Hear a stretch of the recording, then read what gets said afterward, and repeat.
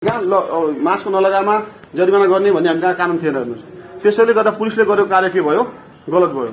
अनि बीचमा पछि चाहिँ संहिता बन्यो, पछि कानुन बन्यो, अलिकति तपाईँको निर्देशिका बन्यो होइन। अनि अगाडि के भएको थियो भने अब यो नेपालमा अपराध बढ्यो भन्नुको लागि चाहिँ कानमा मुद्रा लगाउने र लामा कपाल पार्ने केटाहरू जति पनि छन् समाजले प्रहरीले कारवाही गर्दै गरेको थियो। हामीसँग कानुन थिएन हेर्नुहोस्, हामीसँग कानुन थिएन। त्यो लामा कपाल पाल्ने र कानमा मुद्रा लगाउने मान्छेलाई कारवाही गर्नुपर्छ भन्ने कानुन थिएन। प्रहरीले स्वेच्छाले गर्यो, तर पछि कोर्टले त्यसलाई के गर्यो, वाइड गरिदियो। इन्टरप्रिटेसन कहाँ आवश्यक पर्छ, इन्टरप्रिटेसन किन चाहिन्छ भने यस्तो यस्तोमा चाहिन्छ हेर्नुहोस्। अब यो सरकार कस्तो हुन्छ भने सरकार जहिले पनि तपाईँको पब्लिकलाई कन्ट्रोलमा राख्नु जहिले पनि चाहिरहेको हुन्छ। त्यस्तो ठाउँमा सरकारले चाहिँ कानुनको मिसयुज गर्न सक्छ। त्यो मिसयुजमा इन्टरप्रिटेसन आवश्यक पर्ने हेर्नुहोस्। तब हामी कोर्टमा गएर इन्टरप्रिटेसन दिन सक्ने, इन्टरप्रिटेसन गरेर तपाईँ हाम्रो लिबर्टी जोगाउने हो। त्यसैले अब चाहिँ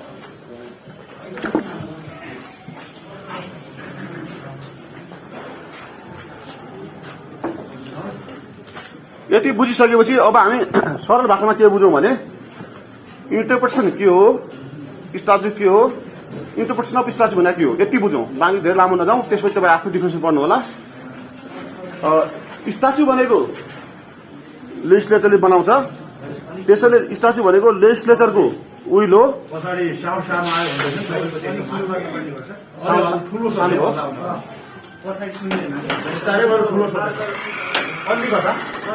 पछाडिको माग यो ट्याटु साइड त हुनु त्यसलाई पनि हटाएर अगाडि फोकस गर्नु त्यही त हो। एकदम 1 घण्टाको क्लियर अलि साउन्ड सानो आयो है तपाईँहरूलाई। अब अलिकति सुन्नुहोस् है, बिस्तारै अलि हल्ला नगर्नुहोस्। हामी इन्टरप्रिटेसन अफ स्ट्याच्यु पढिरहेका छौँ।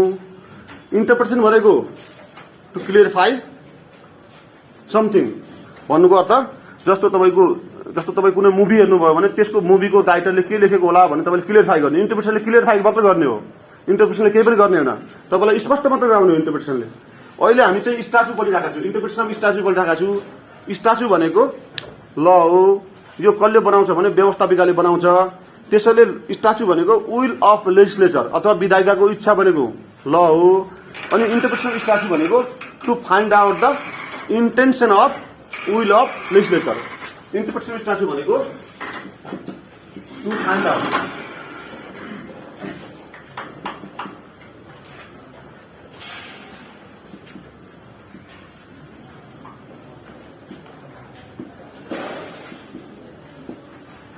To find out the will of legislature. Statute भनेको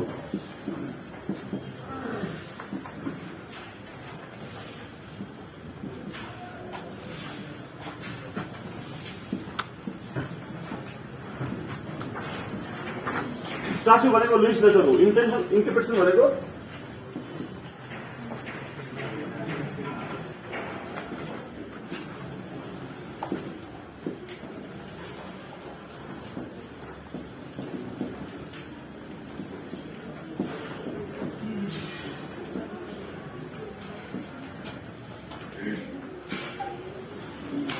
to find out the real meaning. Interpretation भनेको to find out the real meaning. Interpretation भनेको इन्टरप्रिटेसन अफ स्ट्याच्यु भनेको to find out the real meaning of legislature अथवा विधायिकाको वास्तविक इच्छा। यसलाई चाहिँ सालमनले के भनेका छ भने to find out the sententia legis. Sententia legis भनेको intention, to find out the sententia legis of legislature. Interpretation भनेको to find out the real meaning of legislature.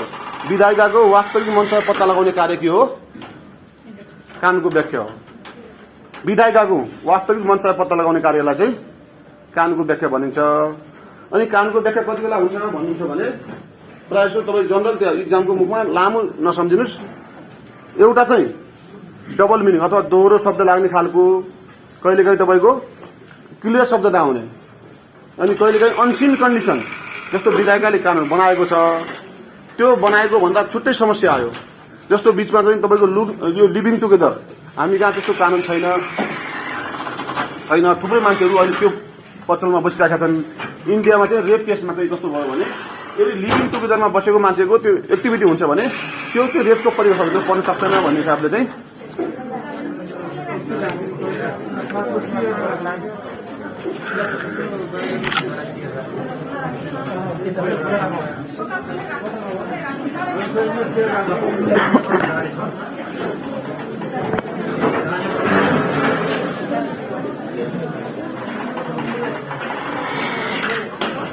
यसको मिनिङ सकियो है त इन्टरप्रिटेसनको मिनिङ सकियो इन्टरप्रिटेसन सामान्य कसरी बुझ्नुहोस् भने विधायिकाको मनसाय पत्ता लगाउने वास्तविक मनसाय पत्ता लगाउने कार्य चाहिँ कानूनको व्याख्या हो त्यो काम कोर्टले गर्छ यदि कानून क्लियर छ कानूनमा कुनै दुविधा छैन र स्पष्ट कानून छ भने यो कोर्टले चाहिँ त्यसको इन्टरप्रिटेसन गर्न पाउँदैन जे छ त्यो एजेटिभ दिनुपर्छ जस्तो संविधान देशको मूल कानून हो भन्ने कुरो उल्लेख गरेको छ भने त्यसमा कुनै पनि व्याख्याको गुन्जाइस छैन हेर्नुहोस् व्याख्याको गुन्जाइस हुनको लागि इन्टरप्रिटेसन हुनको लागि चाहिँ या त्यो कानूनको डबल मिनिङ आउनु पर्यो या त्यसमा क्लियरिटी हुनु भएन अथवा तपाईँ कन्फ्युजन हुनु पर्यो या यो जस्तो मान्नु तपाईँ आउँछ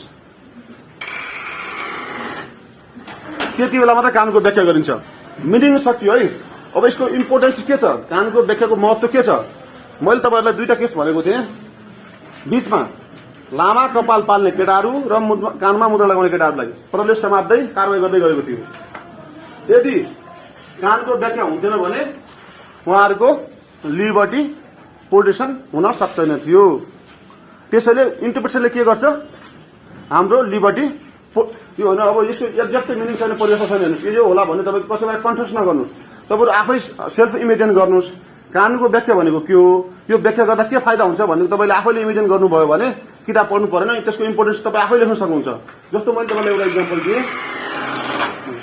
इक्जाम्पल दिएँ जस्तो लामा कपाल भएका यो नजिरै बनेको छ सर्वोच्च अदालतले फैसला गरेको छ लामा कपाल भएका र कानमा मुद्रा लगाउने मान्छेलाई चाहिँ यदि कानून बनेको छैन भने त्यसलाई कारवाही गर्न मिल्दैन पुलिसले चाहिँ बीचमा के गरिरहेको थियो भने लामा कपाल पाल्ने र कानमा मुद्रा लगाउनेहरूले चाहिँ समाजमा धेरै अपराध गर्न थाले त्यसैले यिनीहरूलाई कन्ट्रोल गर्नको लागि चाहिँ समाजले थानामा हाल्दै गरिरहेको थियो अनि सर्वोच्च अदालतले के उल्लेख गर्यो भने यो भनेको के हो लिबर्टी कटेल भयो त्यसैले अब इन्टरप्रिटेसनले के गर्छ भने इन्टरप्रिटेसनको महत्व के छ हाम्रो लिबर्टीलाई प्रोटेक्सन गर्छ हाम्रो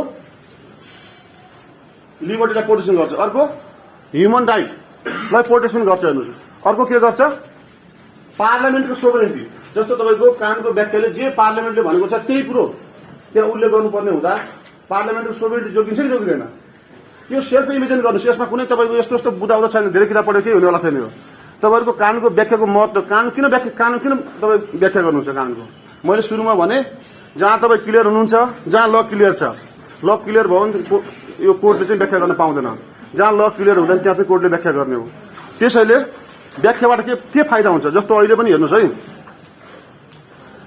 तपाईँहरू अहिले प्र्याक्टिसमा हुनुहुन्न होला यो मुल्की अपराध संहिता एउटा आएको छ मुल्की एन चाहिँ अर्को छ हामी कहाँ मुल्की एनमा अहिले चाहिँ नयाँ के छ भने जस्तो ठगीको मल थुप्रै मलहरूमा कस्तो छ भन्नुहुन्छ भने जस्तो पहिला ठगीमा चाहिँ जति बिगो थियो जस्तो 100 रुपियाँ बिगो थियो भने 100 रुपियाँ जरिमाना छ अहिले चाहिँ कति छ 100 रुपियाँ बिगो छ भने 70 रुपियाँ जरिमाना छ जस्तो कानूनको व्याख्याले के फाइदा गरेको छ भने जस्तो यस पहिला जो बिगोमा यसरी 100 रुपियाँ बिगोमा जो बसिरहेको छ नि उनीहरूलाई चाहिँ 70 मा झारेको छ अहिले त्यसैले यसको इम्पोर्टेन्समा 4-5 वटा पोइन्ट लेख्नुहोस् कानूनको व्याख्याको के महत्व छ भन्ने कुरामा यसले हाम्रो लिबर्टी स्वतन्त्रता जोगाउँछ मानवाधिकारको संरक्षण गर्छ अनि विधायिकाको शक्तिलाई चाहिँ जोगाउँछ सेपरेसन पावरलाई चाहिँ जोगाउँछ जस्तो कहिलेकाहीँ कस्तो हुन्छ भने कानूनको व्याख्याले गृह सिभिल वा छ नि जस्तो बीचमा तपाईँको कस्तो भयो भन्नुहुन्छ भने हाम्रो प्राइम मिनिस्टर केपी ओलीबाट चाहिँ तपाईँको संसद विघटनलाई सिफारिस भयो अनि अरू दलहरू चाहिँ गएर के भयो यो विघटन चाहिँ गैर संवैधानिक छ भनेर यदि त्यहाँ कोर्ट हुन्थेन भने गृहको सम्भावना हुन्थ्यो हेर्नुहोस् कोर्टले चाहिँ इन्टरप्रिटेसन गर्यो त्यो इन्टरप्रिटेसनले के गर्यो हामीलाई सिभिल वारलाई जोगाइदियो कहिलेकाहीँ जस्तो तपाईँको इन्डियामा राम जानकी मन्दिर छ कति लामो वर्षसम्मको मुसलमान र हिन्दूको झगडा छ हेर्नुहोस् त्यो कोर्टको एउटा इन्टरप्रिटेसनले के गर्यो त्यो झगडा सदाको लागि के भयो क्लोज भयो हेर्नुहोस् त्यसैले इन्टरप्रिटेसनले के गर्छ यसको इम्पोर्टेन्स के छ भन्नुहुन्छ भने यसले सिभिल वारलाई पनि जोगाउँछ हेर्नुहोस् यो तपाईँहरूले आफैले इमेजिन गर्ने कुरा यो कुनै किताबहरूमा तपाईँ यसमा भेटिँदैन हेर्नुहोस् यो आफैले इमेजिन गरेर तपाईँ यसको महत्व के छ तपाईँ आफै देख्न सक्नुहुन्छ हेर्नुहोस् त्यसैले यसको इम्पोर्टेन्स के छ भन्नुहुन्छ भने सिभिल वारलाई जोगाउँछ तपाईँको लिबर्टी प्रोटेक्सन गर्छ अनि कहिलेकाहीँ तपाईँको कन्फ्युजनलाई क्लियरिटी गर्छ अनि तपाईँको कानूनलाई पनि स्पष्टीकृति दिन्छ जस्तो अब संविधानको धारा 77(4) को बारेमा व्याख्या भएको थियो त्यो क्लियर गरेन त क्लियर गर्यो नि इन्टरप्रिटेसनले त्यसैले इन्टरप्रिटेसन भनेको यसको यही महत्व छ भन्ने छैन हेर्नुहोस् यो महत्व के हुन सक्छ तपाईँले पहिला इन्टरप्रिटेसन बुझ्नुहोस् अनि त्यसपछि स्ट्याच्यु बुझ्नुहोस्। इन्टरप्रिटेसन अफ स्ट्याच्यु भनेको यो हो भन्ने तपाईँलाई जानकारी भयो भने त्यसपछि यसको महत्त्वको बारेमा तपाईँले धेरै किताबहरू पढ्राख्नु पर्दैन। अब यसको इम्पोर्टेन्स सकियो हेर्नुहोस्। अब काइन्ड्स अफ इन्टरप्रिटेसन छ हेर्नुहोस् है। बुझ्दै हुनुहुन्छ कि फास्ट भाष के छ? क्लियर हुनुहुन्छ है?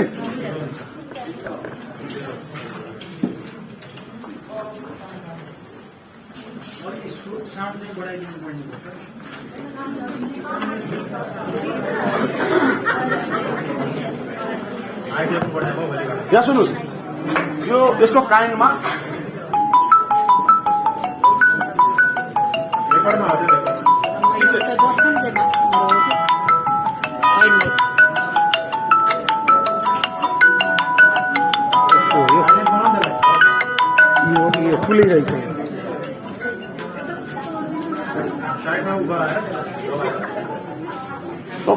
तपाईँहरूसँग लामो समय छ भने किताब बस्ताउनुहोस्। लामो समय छ भने किताब हेर्नु होला। यदि सर्ट समय छ भने तपाईँले दुईटा कुराबाट हेर्नुहोस्। यो सालमन्ड अन जुरिस्प्रुडेन्स, जुरिस्प्रुडेन्स सालमन्ड भन्ने किताबमा सालमन्डले चाहिँ कानुनको व्याख्यालाई दुई भागमा बाँडेका छन्। हेर्नुहोस्, हामीले अथेन्टिक चिज हेर्नुपर्छ। हामी कहाँ धेरै अहिलेको किताबहरूमा चाहिँ अथेन्टिक चिज हुँदैन, तर कहाँबाट कपी गरेको पनि थाहा पनि हुँदैन। यसको व्याख्यालाई दुई भागमा हेर्नुहोस्। सालमन्डले चाहिँ सालमन्ड अन जुरिस्प्रुडेन्स तपाईँहरूसँग यो बजारमा छ, किताब हेर्दा हुन्छ। त्यसमा चाहिँ कानुनको व्याख्यालाई दुई भागमा बाँडेका छन्। एउटा चाहिँ लिगल इन्टरप्रिटेसन, लिगल भनेको कानुनी व्याख्या। अर्को चाहिँ फङ्सनल, फङ्सनल भनेको कार्यात्मक व्याख्या। सालमन्डले चाहिँ कानुनको व्याख्यालाई दुई भागमा बाँडेका छन्। एउटा लिगल इन्टरप्रिटेसन, अर्को फङ्सनल कार्यात्मक व्याख्या। लिगल इन्टरप्रिटेसन भनेको जे पार्लियामेन्टले लेखेको छ, जे पार्लियामेन्टले लेखेको छ अथवा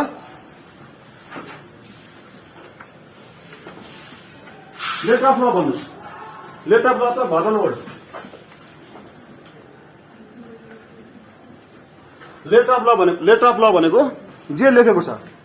लिगल इन्टरप्रिटेसन दुई भागमा मान्नुहोस् है। अब लामो नजानु, तपाईँहरू कन्फ्युजन हुन सक्नुहुन्छ। त्यसैले काइन्ड्स अफ इन्टरप्रिटेसन दुई भागमा बाँड्नुहोस्। सालमन्ड अन जुरिस्प्रुडेन्समा सालमन्डले दुई भागमा बाँडेका छन्। सालमन्ड अन जुरिस्प्रुडेन्स तपाईँले हेर्नु होला। एउटा चाहिँ लिगल इन्टरप्रिटेसन, अर्को चाहिँ फङ्सनल। लिगल इन्टरप्रिटेसन भनेको कोर्टले कुनै पनि कानुनको व्याख्या गर्दा letter of Lama टेक्नुपर्छ। Letter of ल भन्दा बाहिर जान पाउँदैन। यो लेटर अफ ल भन्दा बाहिर नगएर व्याख्या गर्ने काम चाहिँ के हो? Legal interpretation. कोर्टले कुनै पनि लिगल वर्डको, लिगल टर्मको यदि इन्टरप्रिटेसन गर्नु पर्यो भने letter of Lama टेक्नुपर्छ। Letter of ल भन्दा बाहिर जान पाउँदैन। त्यसलाई चाहिँ के भनिन्छ?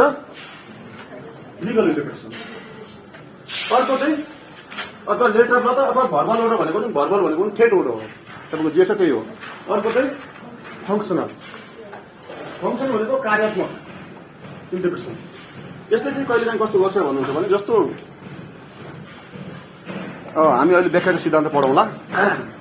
कहिलेकाहीँ तपाईँको लेटर अफ लमा टेकेर मात्रै, जस्तो मैले तपाईँलाई अघि भने के कुरा गरेँ, हाम्रो मुलुकी दिवानी संहिताले मेल र फिमेलका बीचमा म्यारिजको कन्सेप्ट राखेको छ। अहिले चाहिँ तपाईँको मेल मेल, फिमेल फिमेल अथवा थर्ड जेन्डर विभिन्न किसिमको काम छ मान्छेहरू। उहाँले यदि म्यारिजको यदि त्यस्तो निवेदन दिनुभयो भने लेटर अफ लले सम्बोधन गर्छ, गर्दैन। लिगल इन्टरप्रिटेसन भनेको लेटर अफ ल हो। सधैँ लेटर अफ लले चाहिँ तपाईँको आवश्यकता पूर्ति नगर्न सक्छ। जस्तो मान्नुहोस्, अहिले हनी ट्र्याप छ। हनी ट्र्यापको बारेमा हामी कहाँ मौलिक अपराध संहिताले समेट्न सकेको छैन। तपाईँको लेटर अफ ल मात्र हेर्नु हो भने त त्यो हनी ट्र्याप त तपाईँको आघात हुन्छ, हेर्नु त्यसले त कारवाही गर्न सकिँदैन। तर धेरै मान्छे भिक्टिम भइसकेका छन्। त्यो अवस्थामा चाहिँ फङ्सनल इन्टरप्रिटेसन, यसले चाहिँ के हेर्छ? स्पिरिट अफ ल। स्पिरिट अफ ल भनेको कानुनको सार। स्पिरिट अफ ल दुईटा बुझ्नुहोस् है, यसमा नाम नजानुहोस्, संक्षिप्तमा बुझ्नुहोस्। लिगल इन्टरप्रिटेसनले चाहिँ letter of Lama टेक्नुपर्छ। Letter of ल भन्दा बाहिर जान पाउँदैन। जेएसयूकै परिणाम आओस् लिगल इन्टरप्रिटेसनले। फङ्सनल इन्टरप्रिटेसनले चाहिँ कहिलेकाहीँ लेटर अफ लले चाहिँ जस्टिस प्रोभाइड नगर्न सक्छ। हेर्नुहोस्, इन्टरप्रिटेसनको अर्थ के पनि हो, जस्टिस प्रोभाइड पनि गर्ने। इन्टरप्रिटेसन खालि इन्टरप्रिटेसन गरेर केही हुँदैन। जस्टिस आएन भने त्यो इन्टरप्रिटेसनको काम छैन। हेर्नुहोस्, त्यसैले जस्टिस आउनको लागि चाहिँ फङ्सनल इन्टरप्रिटेसन पनि आवश्यक पर्छ। फङ्सनल इन्टरप्रिटेसनले चाहिँ के गर्छ, स्पिरिट अफ ल, सार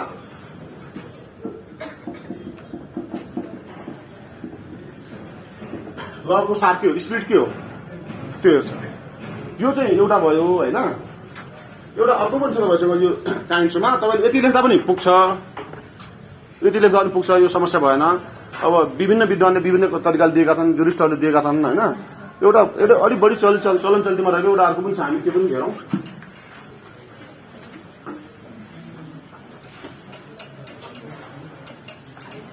मैले चाहिँ इक्जामको अब यो मुखमा धेरै तपाईँहरू पढ्नु पनि नभ्याउने तर सजिलो होस् भन्नको लागि यो राखेको। एउटा अर्को चाहिँ हेर्नुहोस्,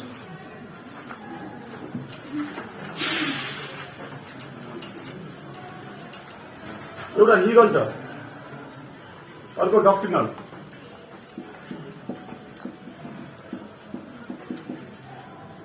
डक्ट्रिनल इन्टरप्रिटेसन छ, एउटा लिगल छ, अर्को डक्ट्रिनल। अनि लिगललाई दुई भागमा मारेको छ। हेर्नुहोस्,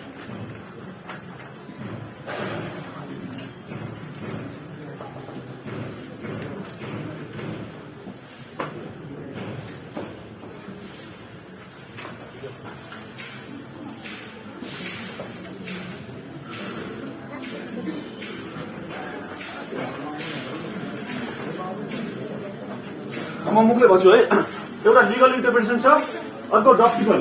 लिगल भनेको कानुनी व्याख्या, अर्को सैद्धान्तिक व्याख्या, दुईटा छ।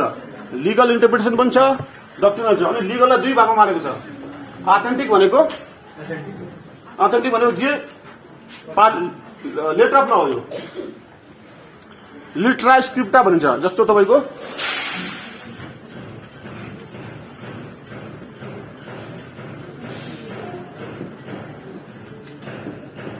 लिटरालेजिस लिटरालेजिस भनेको लेटर अफ ल, यो रोमन वर्ड हो। तपाईँको सालमनले चाहिँ लिटरालेजिस भनेका छन्। अथेन्टिक भनेको letter of Lama टेक्नुपर्छ, letter of ल भन्दा बाहिर जान पाउँदैन। युजुअल इन्टरप्रिटेसन भनेको जस्तो हाम्रो मुलुकी देवान संहितामा विवाह गर्दाखेरि नजिकको सम्बन्ध अथवा हानाता भएको मान्छेसँग विवाह गर्न पाइँदैन। हेर्नुहोस्, त्यो एक लक छ। अनि अर्को के छ भने कहिलेकाहीँ अब हाम्रो परम्परा अनुसार चलिआएको रीतिरिवाजलाई चाहिँ विवाह गर्न छुट दिएको छ। त्यो आधार के हो भने युजल हो, परम्परा, प्रथा। यो प्रथा हो। युजल भनेको परम्परा, प्रथा। जस्तो अथेन्टिक भनेको यो चाहिँ हाम्रो हारनातामा विवाह गर्न नपाउने, यो चाहिँ लेटर अफ ल भयो।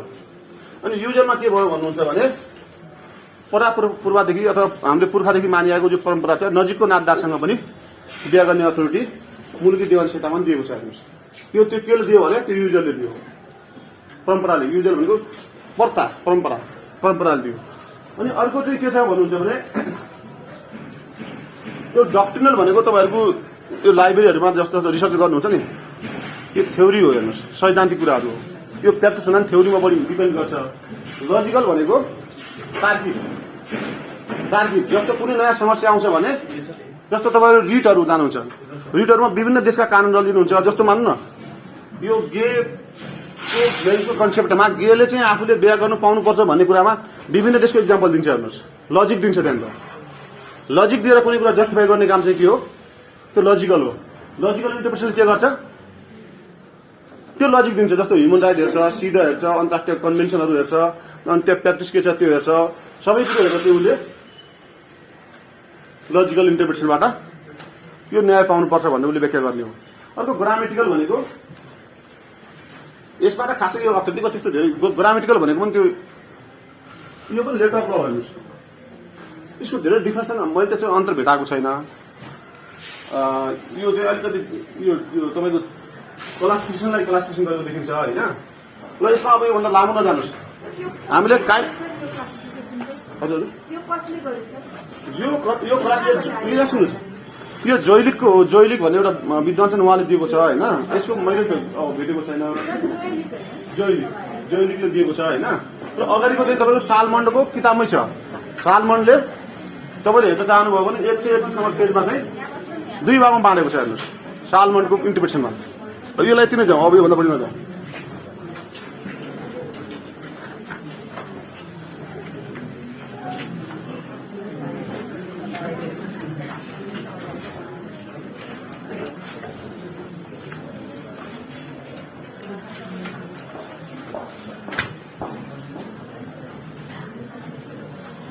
अब हामी संक्षिप्तमा जाँदैछौँ। डिफ्रेन्ट पार्ट अफ स्ट्याच्यु हेर्नुहोस्। संक्षिप्तमा गयौँ हामी। डिफ्रेन्ट भनेको धेरै, जस्तो यहाँ सुन्नुहोस् है,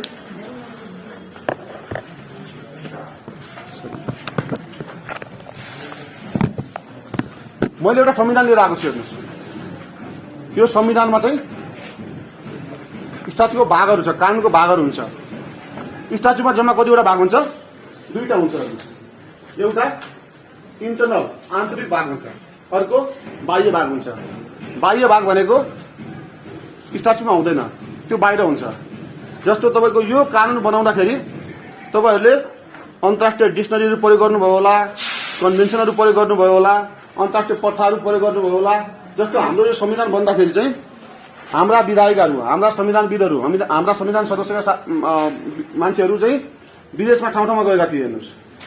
त्यहाँको परम्परा कस्तो छ, प्रथा कस्तो छ, अनि जस्तो भारतको संविधान कस्तो छ, त्यसको सिडीहरू लिएर आएका थिए।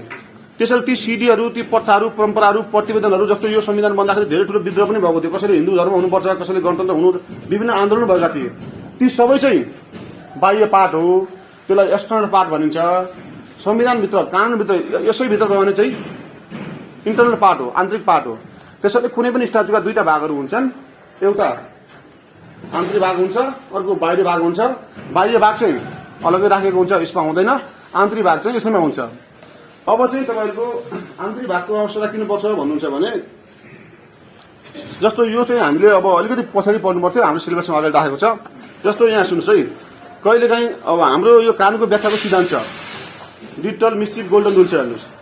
यो रुल सकेर यसमा राखेको भए राम्रो हुन्थ्यो, तर त्योभन्दा पहिले व्याख्या गर्नु पर्यो, अलिकति तपाईँहरू क्लियर हुनु होला। जस्तो मान्नुहोस् नेपालको संविधान छ, यसमा कतिवटा पार्ट छ?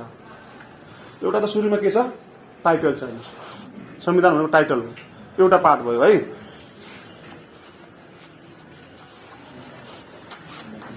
त्यसपछि प्रिम्बल छ हेर्नुहोस्, यो अर्को पार्ट भयो। त्यसपछि तपाईँको भित्र जानुहोस्, यो प्रारम्भिक भनेको छ, यो हेडिङ भयो हेर्नुहोस्। यसरी एउटा कानुनमा चाहिँ जनरल दिया पहिला के हुन्छ? टाइटल हुन्छ, नाम हुन्छ हेर्नुहोस्, नाम हुन्छ। नाम पछि के हुन्छ? प्रिम्बल भनेको प्रस्तावना हुन्छ। त्यसपछि हेडिङ हुन्छ, हेडिङ भनेको शीर्षकहरू हुन्छ अनि त्यसपछि अनि बाँकी चाहिँ मिल्दै जान्छ। बाँकी चाहिँ तपाईँको के हुन्छ? शेड्युल होला, अनुसूची हुन सक्छ। त्यसपछि के हुन सक्छ? मार्जिनल नोट, पासपोर्ट ट्रिटमेन्ट भनेको मार्जिनल नोट हुन सक्छ। त्यसपछि प्रोभिजो, प्रतिबन्धात्मक वाक्यांश हुन सक्छ। यी विभिन्न किसिमका भागहरू छन्। तर यसको आवश्यकता किन पर्छ हामीले बुझ्ने त्यति मात्र। यिनीहरूको व्याख्यामा यिनीहरूको के रोल छ? कतिवटा भाग छ भन्दा भने व्याख्यामा यसको के रोल छ त्यति बुझ्ने हेर्नु। जस्तो मान्नुहोस् तपाईँहरूले भित्री भाग पढ्नुभयो, तपाईँहरू क्लियर हुनुभयो भने यो तपाईँको यसको टाइटल हेर्नु हुँदैन। टाइटल हेरेर तपाईँको यसको अर्थ पत्ता लगाउनु हुन्न। कहिलेकाहीँ के हुन्छ भने तपाईँ यो भित्री भागहरू एनको सबै भित्री भाग पढ्दा पनि एनले भन्न खोजेको के होला भन्ने बुझ्न सकिँदैन। हेर्नुहोस् यो एनको उद्देश्य के होला भन्ने बुझ्न सकिँदैन। त्यसपछि चाहिँ के हेरिन्छ? टाइटल हेरिन्छ। जस्तो नेपालको संविधान, जस्तो मान्नुहोस् 4 महिला सङ्कलन गर्ने एन भनेको छ। तपाईँले 4 महिला सङ्कलन गर्ने एन चाहिँ भित्र पढ्नुभयो, त्यो पढेर तपाईँ क्लियर हुनु भएन। त्यसपछि तपाईँलाई कन्फ्युजन भयो भने तपाईँ त्यसपछि के हेर्नुहुन्छ? टाइटल हेर्नुहुन्छ, नाम हेर्नुहुन्छ। त्यो भित्र भन्न खोजेको के होला भन्ने तपाईँलाई यस्तो समस्या प्रायः आउँदैन। हेर्नुहोस् यो रियल समस्याहरू हो होइन। यति व्याख्यामा फेरि हाम्रो जस्तो कोर्टमा त्यसको कुनै अर्थ छैन। हेर्नुहोस् यो लेभलको मान्छे त्यहाँ प्रोडक्सन भएको छैन कोर्टमा। हेर्नुहोस् सबै ठाउँ ठाउँबाट वितरित गएका छन्। त्यो सूक्ष्म रूपमा अनुसन्धान गर्ने, सूक्ष्म रूपमा न्याय गर्ने, सूक्ष्म रूपमा बुझ्ने खालको मान्छेको लागि त्यति लेभलको पढेको पनि हुनुपर्छ। हेर्नुहोस् त्यो देखिँदैन। हामी जहाँ त अरू व्यवहार गरेका छौँ। त्यसैले हामीले यो ब्रिटिस किताबहरू हेर्दा जस्तो यो म्याक्सवेलको यो इन्टरप्रिटेसन भनेको हामी म्याक्सवेलको सिद्धान्त पढिराखेका हो। हाम्रो होइन यो कानुन भनेको म्याक्सवेलको इन्टरप्रिटेसन हो होइन। अनि यसमा चाहिँ के हुन्छ भने जस्तो तपाईँ भित्री भागहरू पढेर तपाईँ क्लियर हुनु भएन भने अनि टाइटलबाट विधायिकाले के भन्न खोजेको होला भन्ने पत्ता लगाउने काम चाहिँ के हो? यसका भागहरूबाट यो विधायकको मनसा पत्ता लगाउनुपर्छ भन्ने हो। अब हामी टाइटलमा जाउँ। जस्तो यो टाइटल छ, जस्तो मैले सुरुमै भने तपाईँहरू भित्री भाग पढ्नुहोस्, क्लियर भयो भने विधायकको मनसा क्लियर भयो भने टाइटल पढ्नु परेन। यदि विधायकको मनसा क्लियर भएन भने टाइटल पढ्नुपर्छ। टाइटल पनि दुईटा छ, एउटा लङ टाइटल छ, अर्को सर्ट टाइटल भनेको लामो नाम र संक्षिप्त नाम भन्ने हुन्छ। लामो नाम चाहिँ भोलि तपाईँले इन्टरप्रिटेसन गर्नु पर्यो भने लामो नामको सहारा लिन्छ। संक्षिप्त नाम भनेको जानकारीको लागि हुन्छ, लामो नाम भनेको चाहिँ व्याख्याका लागि हुन्छ। जस्तो यसैमा पनि लामो नाम र सर्ट नेम र लङ नेम हुन्छ। Title, long title, short title भन्ने हुन्छ। लङ टाइटललाई चाहिँ इन्टरप्रिटेसनमा सहारा लिन्छ। जस्तो तपाईँको केही त्यस्तो कन्फ्युजन हुनुभयो, भित्री भाग पढेर तपाईँ क्लियर हुनु भएन भने लङ टाइटललाई चाहिँ तपाईँले के गर्नुपर्छ, व्याख्याको रूपमा सहारा लिनुपर्छ, सर्ट टाइटललाई लिइँदैन। यदि तपाईँ क्लियर हुनुभयो भने लङ टाइटललाई हेरिँदैन। अब जाउँ प्रिम्बलमा। संक्षिप्तमा बुझ्नुहोस्, अब लामो नजानुहोस्, प्रिम्बलमा जानुहोस्। जस्तो कहिलेकाहीँ तपाईँको भित्री भागहरू पढेर तपाईँ क्लियर हुनु भएन, भित्री दफाहरू पढेर क्लियर हुनु भएन भने प्रिम्बल पढ्नुपर्छ। हेर्नुहोस्, प्रिम्बलले के गर्छ, प्रिम्बल भनेको संक्षिप्त भाग हो, पुरै एनको संक्षिप्त भाग हो प्रिम्बल भनेको। यसलाई नट सेल पनि भनिन्छ अथवा समराइज पनि भनिन्छ। Summary of the part of the whole, यो एकटको होल समरी जो हेर्नुहोस् प्रिम्बल भनेको। तर कति अब प्रायः सबैमा प्रिम्बल हुन्छ। बिचमा हाम्रो करारन 2056 थियो, त्यसमा प्रिम्बल थिएन। हेर्नुहोस्, प्रिम्बल थिएन। अहिले त सबैमा प्रिम्बल राखेको हुन्छ।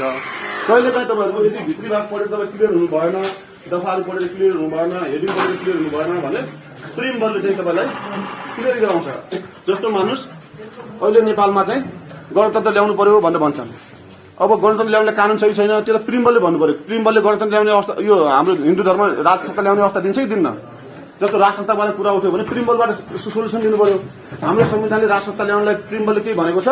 त्यो छैन। हेर्नुहोस्, तसर्थ यदि होल एक्ट पढेर तपाईँको क्लियर भएन, विधायकको इन्टेन्सन फाइन्ड आउट भएन भने प्रिम्बल पढ्ने हो। त्यस्तै हेडिङ छ। हेर्नु, हेडिङ भनेको जस्तो सपोज मान्नुहोस् नागरिकता सम्बन्धी विधेयक छ। यहाँ नागरिकता सम्बन्धी विधेयक छ। नागरिकता भनेको हेडिङ छ, नागरिकता सम्बन्धी कानुन छ।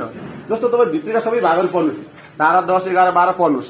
यदि त्यो क्लियर भएन भने त्यसपछि माथिको हेडिङबाट चाहिँ के भन्न खोजेको होला भने अनि हेडिङको सहारा लिएर तपाईँले विधायकको मनसा पत्ता लगाउनुपर्छ भन्ने मान्यता राखिन्छ। हेर्नुहोस्, त्यस्तै सेड्युल छ। सेड्युल भनेको अनुसूची हो, त्यो चाहिँ एनमा राखिँदैन, एनको पछाडि भागमा राखेको हुन्छ। जस्तो कहिलेकाहीँ ती अनुसूचीहरू जस्तो हाम्रो अहिले बीचमा पनि अलिकति विवाद भएको थियो। हेर्नुहोस्, यो कहाँ थियो भन्नुहुन्छ भने जनकपुरमा एउटा झण्डा बनाइएको, तपाईँलाई याद होला, अहिले पनि जानकारी होला, एउटा झण्डा बनाइएको थियो, नेपाली झण्डा।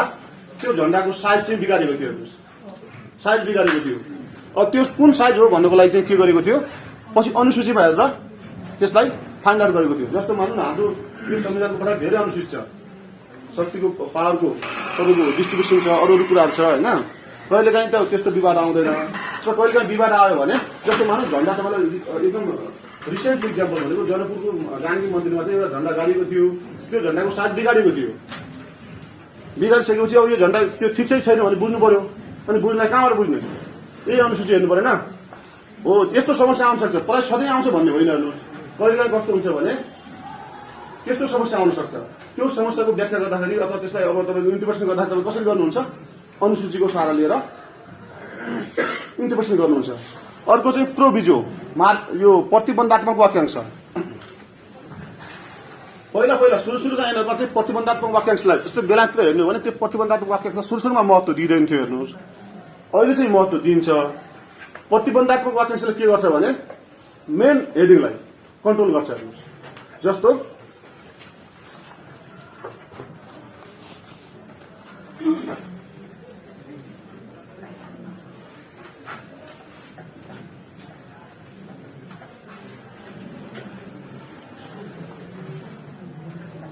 यहाँ हेर्नुहोस्, धारा 18 प्रोभिजोले चाहिँ क्लियर भइराख्नु भएको छ तपाईँहरू।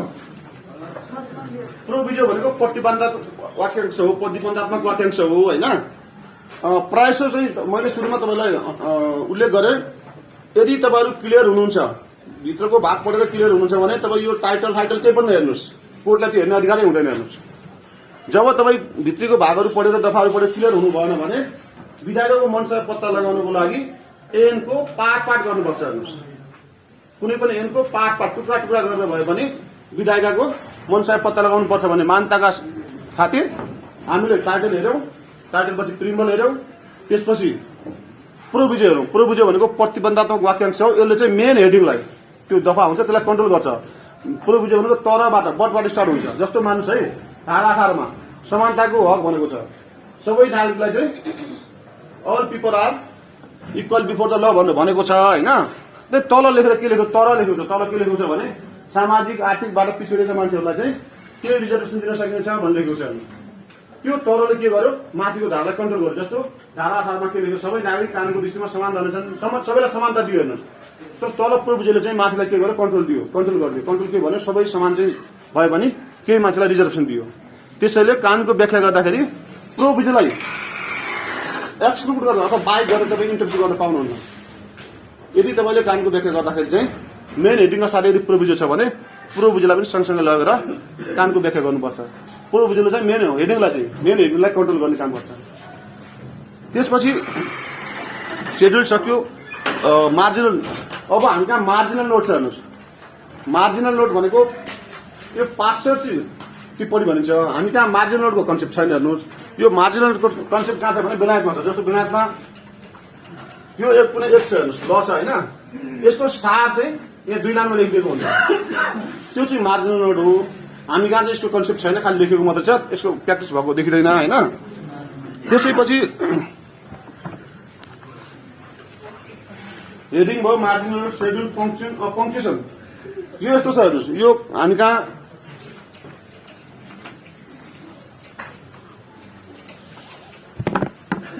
जस्तो यो एउटा कानुनको शब्द छ हेर्नुहोस्। तपाईँले कोर्टले इन्टरप्रिटेसन गर्दाखेरि कोही पनि रोकिँदैन। सर्वत्र पढेर जाने कोर्टले सर्वत्र पढ्नुपर्छ। बिचमा रोकेर अथवा रोकेर पढ्न पाउँदैन। तर कहिलेकाहीँ के हुन्छ भने यसरी पढ्दै गर्दा विधायिकाले लेखेको कुरो फाइन्ड आउट नहुन सक्छ। त्यसपछि पङ्क्चुएसन यसो छुटेको हुन्छ हेर्नुहोस्। अनि रोकेर पढ्ने हो। त्यसरी चाहिँ विधायिकाको मनसा पत्ता लगाउनुपर्छ भन्ने यो मान्यता राखिन्छ हेर्नुहोस् पङ्क्चुएसनलाई। अब चाहिँ एक्सटर्नल छ। अर्को हिस्टोरिकल। एक्सटर्नल भनेको बाहिरी पार्ट।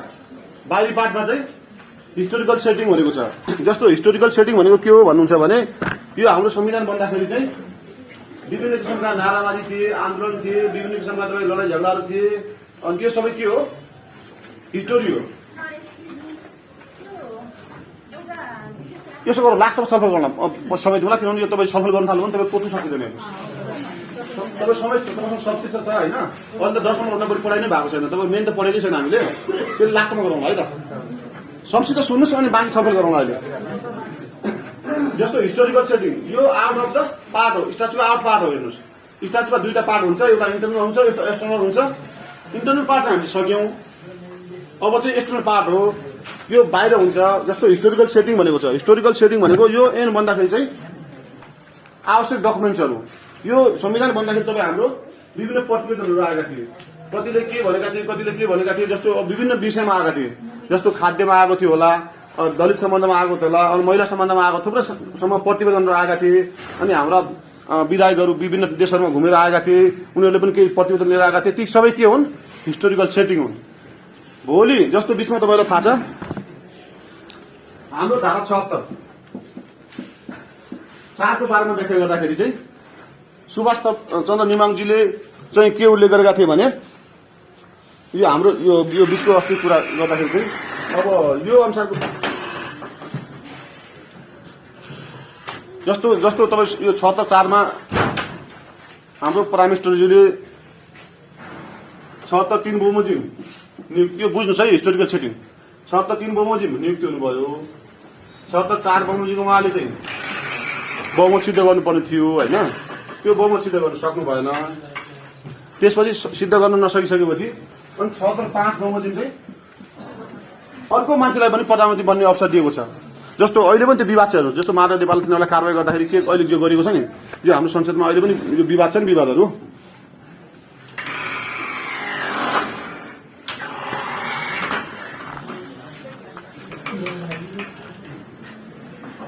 यहाँ हेर्नुहोस् है म तपाईँलाई हिस्टोरिकल सेटिङको बारेमा अलिकति संक्षिप्त बनाउँछु।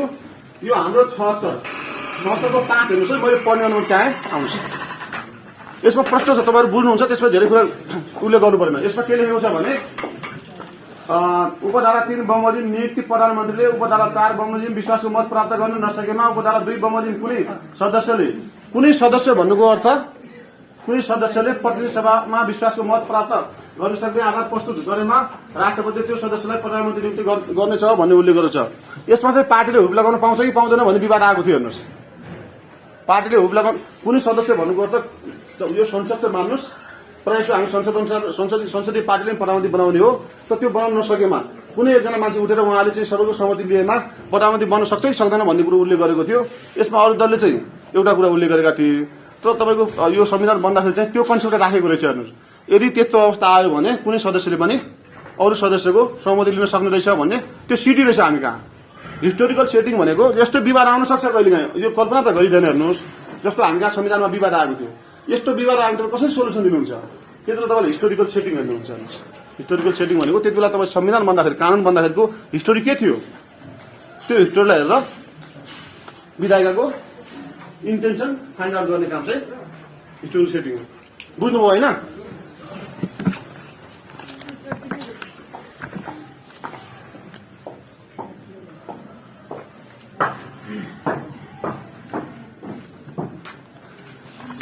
अर्को इन्टरनेसनल कन्भेन्सनहरू छ।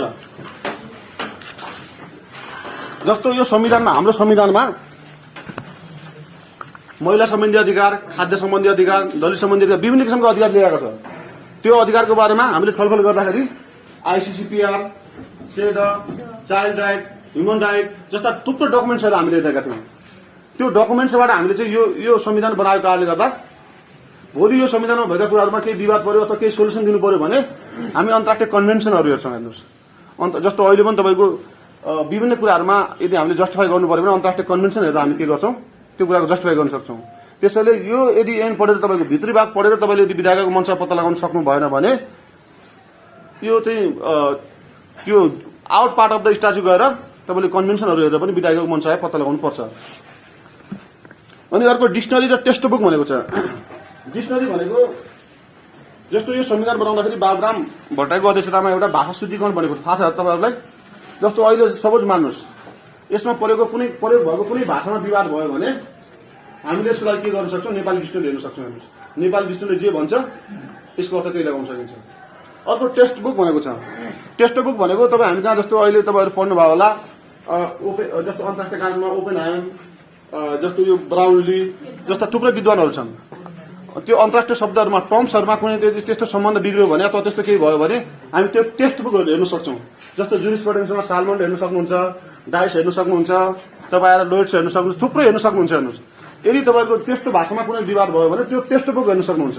तसर्थ यो संविधान बन्दाखेरि हामीले विभिन्न टेक्स्ट बुकहरू जस्तो यो भारतीय संविधानविद अम्बेडकरको हामीले केही कुरा उल्लेख गरेका थियौँ अथवा केही लिएका थियौँ, भोलि यसको विवाद भयो भने हामी त्यो टेक्स्ट बुक हेर्न सक्छौँ।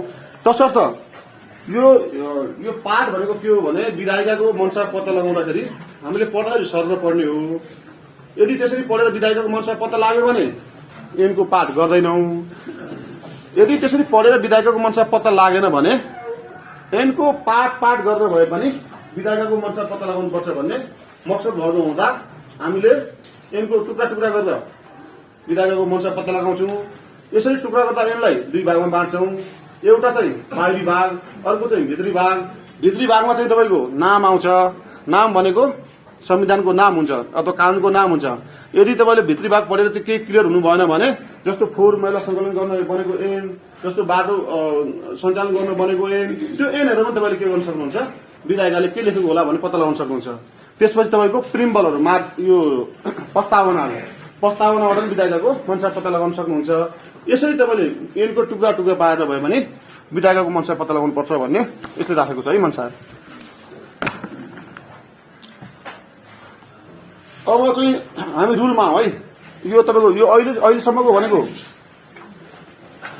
10 मार्क्समा आउन सक्ला, किनभने संक्षिप्तमा आउन सक्ला होइन। तपाईँको मेन मुख्य भनेको चाहिँ रुल अफ इन्टरप्रिटेसन हेर्नुहोस्।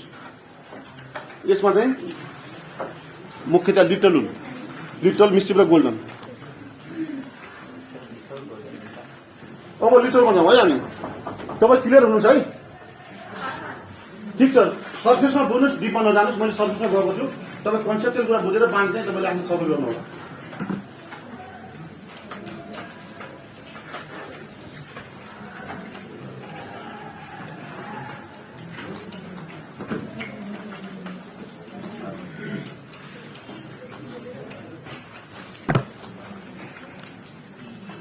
यसमा यो सीमा चाहिँ अब एक दुईवटा कुरा रहेछ है। यो कमेन्समेन्ट, रिपिल एन्ड रिभाइभल पनि रहेछ होइन।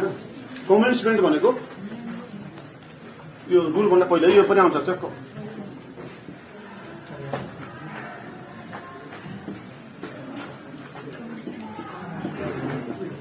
कमेन्समेन्ट भनेको लागू हुने। यिनीहरू कस्तो अवस्थामा लागू हुन्छ? एन दुई तरिकाबाट लागू हुन्छ। हेर्नुहोस्, एउटा एन आफैमा लेखेको हुन्छ। हेर्नुहोस्, जस्तो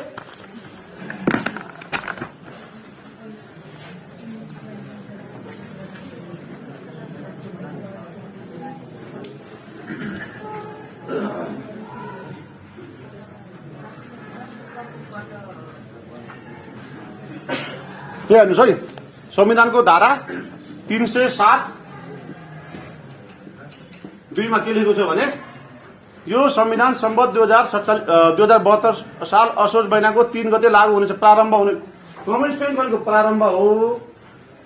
प्रारम्भ दुई किसिमले हुन्छ। एउटा एनमै लेखेको हुन्छ प्रारम्भ हुने भनेर, जस्तो मुलुकी देवानी संहितामा, मुलुकी अपराध संहितामा के लेखेको थियो? यो भदौ 1 गतेदेखि लागू हुनेछ, अथवा यो संविधान चाहिँ 72 साल असोज 3 गतेदेखि लागू हुन्छ। एनमा लेखेको रहेछ भने टेन्सन लागू भयो होइन।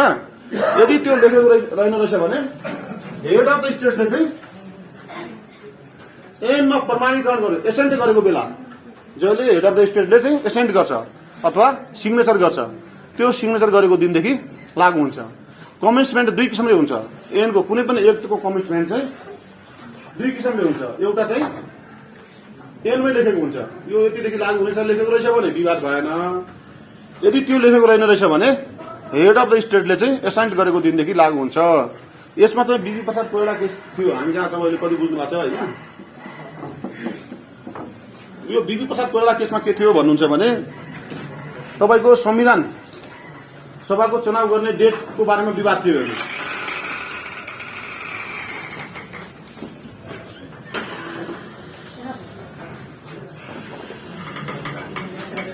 संविधान सभाको चुनाव गर्ने डेटका बारेमा विवाद थियो। हेर्नुहोस्, अब संविधान सभाको चुनाव कहिले गर्ने भन्ने कुरोमा चाहिँ राजा त्रिभुवनले चाहिँ एउटा किसिमले कुरा गरेका थिए। त्यसपछि मरिचमान श्रेष्ठले चाहिँ के गर्नुभयो भने टङ्कप्रसाद आचार्यले, त्यति प्रधानमन्त्री टङ्कप्रसाद आचार्य हुनुहुन्थ्यो, उहाँले चाहिँ एउटा भाषणमा चाहिँ के भन्नुभयो भने अब संविधान सभाको चुनाव हुने हो कि प्रतिनिधि सभाको चुनाव हुने हो त्यो क्लियर छैन भन्ने कुरो गर्नुभयो। त्यसैमा चाहिँ बिबी प्रसाद कोइराला चाहिँ के गर्नुभयो, सर्वोच्चमा केस फाइल गर्नुभयो। त्यसपछि सर्वोच्च अदालतले के उल्लेख गरेको थियो भने कुनै कुरा लागू हुनको लागि प्रमाणीकरण गरेको डेट चाहिँ हुनुपर्छ, नभए एन बन्द भयो। कति एनहरू इनेक्टमेन्ट हुन्छ, थुप्रो एनहरू, जस्तो मानौँ न अहिले पनि विधायकमा हजारवटा एनहरू बनेका छन्, इनेक्टमेन्ट भएका छन्। ती एन बन्नुमा आफैमा लागू हुनु होइन। हेर्नुहोस्, एनहरू हजारौं बन्छ, तर आफै त्यो बन्नु भन्नुको अर्थ इनेक्टमेन्ट हुनु भन्नुको अर्थ लागू हुनु होइन। लागू हुनुको लागि दुईटा कुरा चाहिन्छ। एउटा चाहिँ हेड अफ द स्टेटले एसेन्ट गर्नु पर्यो, सिग्नेचर गर्नु पर्यो, या चाहिँ एनमै लेख्नु पर्यो। नभए बनेको एनहरू इनेक्टमेन्ट भएका सबै एनहरू चाहिँ लागू हुँदैनन्। त्यसैले बिबी प्रसाद कोइराला केसमा सर्वोच्च अदालतले के भनेको थियो भन्नुहुन्छ भने यदि स्ट्याम्प लगाएको छैन, लालमोहर लगाएको छैन भने त्यो एन चाहिँ लागू हुँदैन भनेर भनेको थियो। अनि अर्को चाहिँ तपाईँको यो रिपिल छ। रिपिल भनेको खारेजी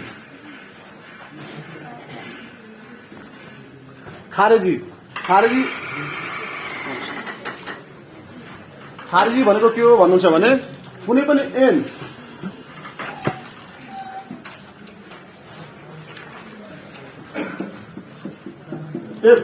कुनै पनि एक्ट बनाउने काम चाहिँ लेजिस्लेचरले गर्छ। हेर्नुहोस्, यसको इन्डिक पनि कसले गर्छ? लेजिस्लेचरले गर्छ। खारिज पनि लेजिस्लेचरले गर्छ, बनाउने काम पनि लेजिस्लेचरले गर्छ। हेर्नुहोस्, जबसम्म लेजिस्लेचरले चाहिँ यो एन खारिजी भयो भनेर भन्दैन तबसम्म त्यो एन खारिजी हुँदैन। खारिजी दुई किसिमले हुन्छ। एउटा चाहिँ व्यक्त एक्सप्रेस गरेर, जस्तो तपाईँको यो धारा 308 हेर्नुहोस्, 308 मा के लेखेको छ भने नेपालको अन्तिम संविधान 2063 खारिजी गरेको छ। यो एक्सप्रेस गर्यो। हेर्नुहोस्, एक्सप्रेस भनेको व्यक्त गर्यो।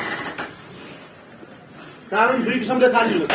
कानुन रिपिल भनेको कानुन चाहिँ बनाउने काम चाहिँ विधायकले गर्छ। यदि विधायकले खारिजी भन्ने लेखेको छ भने त्यो खारिज हुन्छ, अन्त त्यो खारिज हुँदैन। अनि खारिज दुई किसिमले हुन्छ। एउटा चाहिँ रिपिल एक्सप्रेस गरेर, व्यक्त गरेर, अर्को चाहिँ इम्प्लाइड अव्यक्त भनिन्छ। अव्यक्त भनेको के हो भने त्यो खारिजी नै हुँदैन, त्यो साइलेन्स हुन्छ। जस्तो मानुस है, दुईटा धाराहरू छ, यो धारासँग तलको धारा चाहिँ कन्ट्रोभर्सियल भयो, कन्फ्लिक्ट भयो भने के हुन्छ, लेटर चाहिँ प्रिभेल हुन्छ अनि तलको चाहिँ लागू हुन्छ, माथिको साइलेन्स हुन्छ। हेर्नुहोस्, यसलाई चाहिँ अव्यक्त खारिजी भनिन्छ। जस्तो यो संविधान छ, हेर्नुहोस् यो संविधानको दुईटा भाग छ, तल र माथि दुईटै यदि एक आपसमा बाँझियो भने तलको भाग चाहिँ प्रिभेल हुन्छ, लागू हुन्छ। हेर्नुहोस् माथिको के हुन्छ, साइलेन्स हुन्छ।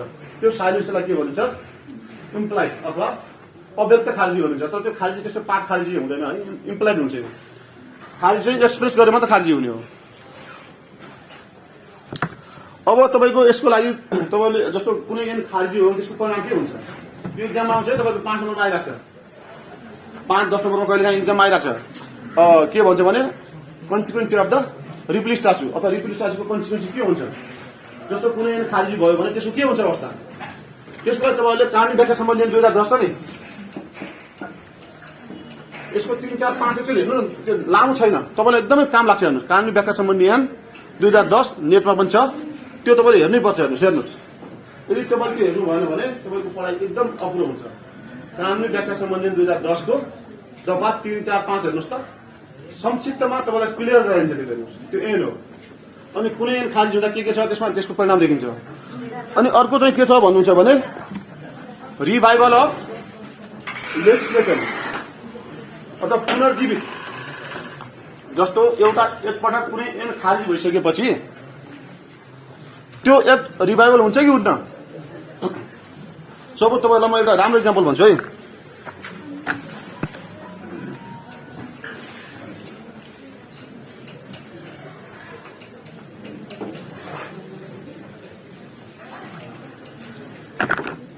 हामी कहाँ बिचमा चाहिँ कम्पनी ऐन 2053 थियो। हेर्नुहोस् जानकारी होला। त्यसपछि के भयो भने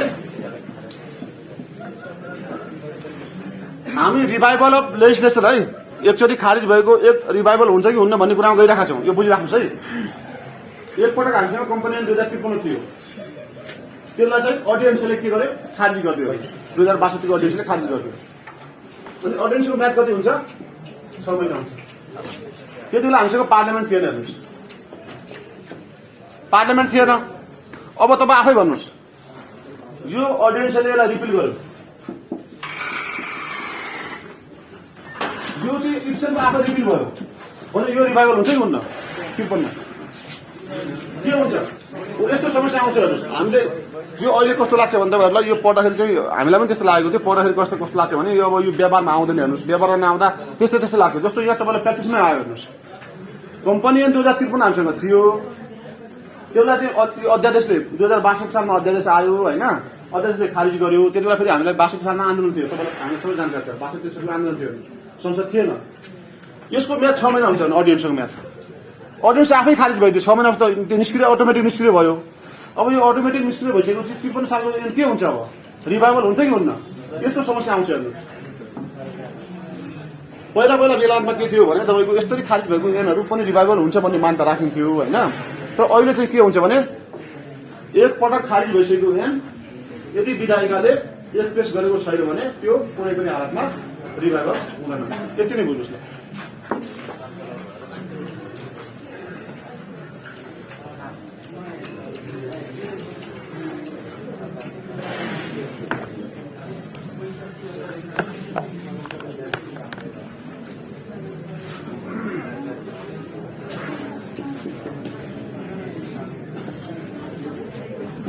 रुलमा छ भाइ, यो तपाईँलाई पढ्न सोह्र मार्क कति आउँछ, 20 मार्क्स आउँछ जस्तो लाग्छ मलाई। क्वेसन पेपर हेरेको छैन मैले। यो तपाईँ लिटल मिस्टेक गोल्ड तपाईँले राम्रो बुझ्नुभयो भने इन्टरप्रिटेसन स्टाजमा तपाईँले पास हुनुपर्छ। 3टा रुलहरू, लिटल गोल्ड र मिस्टेक। यसमा जाउँ हामी।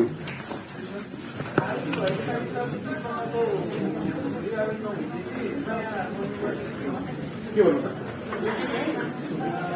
पछि टिप्नुहोस् जाउँछ। यहाँ सुन्नुहोस्, लिटल रुल हल्ला नगर्नुहोस्। लिटल भनेको विधायिकाले जे लेखेको छ लेटर अफ ल,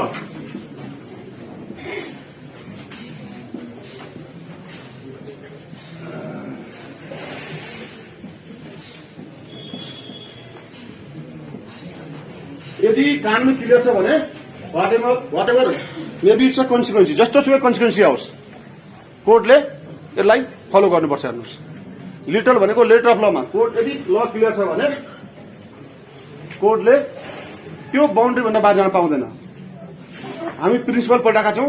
लिटरल भनेको लेटर अफ ल हो, भर्बल वर्ड हो, त्यसलाई नेचुरल मिनिङ भनिन्छ, ग्रामेटिकल मिनिङ भनिन्छ, कार्डिनल प्रिन्सिपल भनिन्छ, विभिन्न नामले भनिन्छ। यो चाहिँ प्राइमरी रुल हो। यो चाहिँ लिटरल रुललाई चाहिँ प्राइमरी रुल पनि भनिन्छ, किनभने कोर्टले जहिले सुकै हेर्दा पनि यो लिटरल रुललाई हेरिन्छ, शाब्दिक व्याख्याको नियमलाई हेरिन्छ।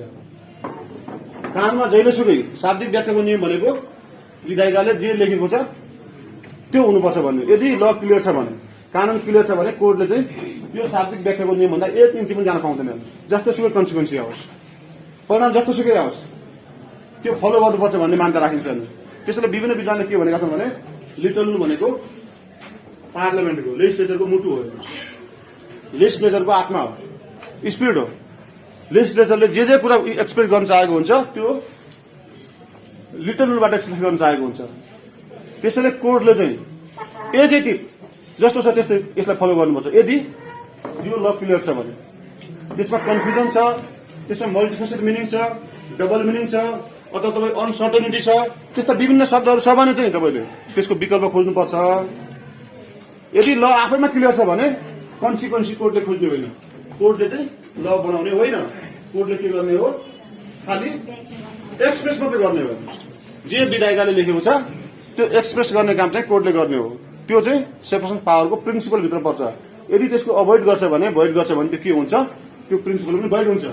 जस्तो लिटरल रुल भनेको यसलाई महत्त्वपूर्ण रुल मानिन्छ, यसलाई मुटु भनिन्छ, अथवा यसलाई चाहिँ प्रिन्सिपल जे भन्नुहुन्छ त्यो प्राइमरी रुल भन्नुहुन्छ, नेचुरल रुल भन्नुहुन्छ, कार्डिनल प्रिन्सिपल भन्नुहुन्छ, ग्रामेटिकल भन्नु जे जति नाम भन्नुहुन्छ, लिटरल रुल भनेको विधायिकाको मुख्य सिद्धान्त हो।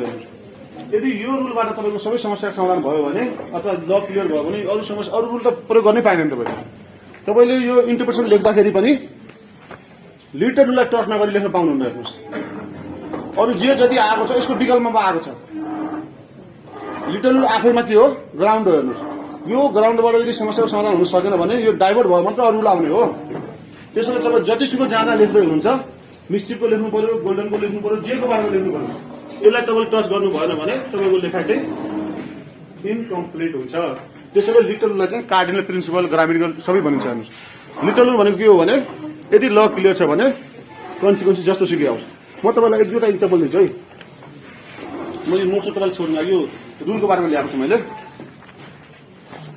यो नेटमा छ है, तपाईँको नेटमा छ, यो युनिभर्सल प्रिन्सिपल जस्तो रुलहरू जस्तो।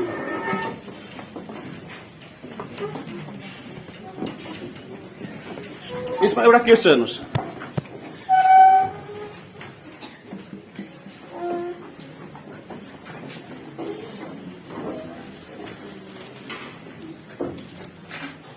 फिसर भर्सेस बेल केस, यो बेलायतको केस हो। हेर्नुहोस्, फिसर भर्सेस बेल।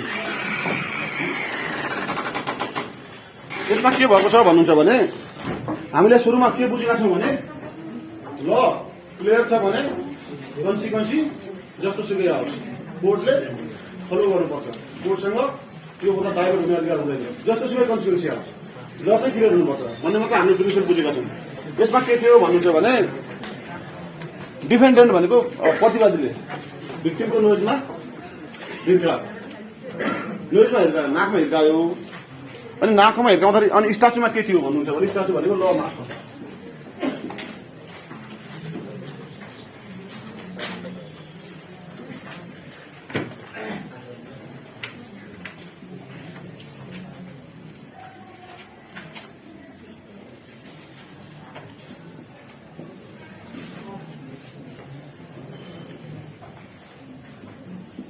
स्ट्याचुमा के थियो, दुईटा कुरो छ। अपराध हुनको लागि चाहिँ कानमा दुईटा प्रोभिजन आवश्यक थियो। या स्ट्रक्टिभ कट भनेको घाउ देखिनु पर्थ्यो या चोट लागेको देखिनु पर्थ्यो। नाकमा चाहिँ हिर्कायो, चोट पनि लागेको देखेन, घाउ पनि देखेन। त्यो देखिन सकेपछि कोर्टले के भन्यो भने डिफेन्डेन्टलाई चाहिँ सजाय गर्न सकेन। हेर्नुहोस्, कानमा प्रष्ट कुरा के छ, कसैलाई सजाय गर्नको लागि चाहिँ या स्ट्रक्टिभ कट भनेको या त्यस्तो कोतरीको के देखिनुपर्छ या चाहिँ घाउ देखिनुपर्छ। त्यो दुइटै देखिएन। हेर्नुहोस्, देखिएन। त्यो नदेखिसकेपछि ल क्लियर भएको कारणले गर्दा डिफेन्डेन्टलाई चाहिँ सजाय गर्न सकेन। त्यस्तो एउटा अर्को केस छ। हेर्नुहोस्,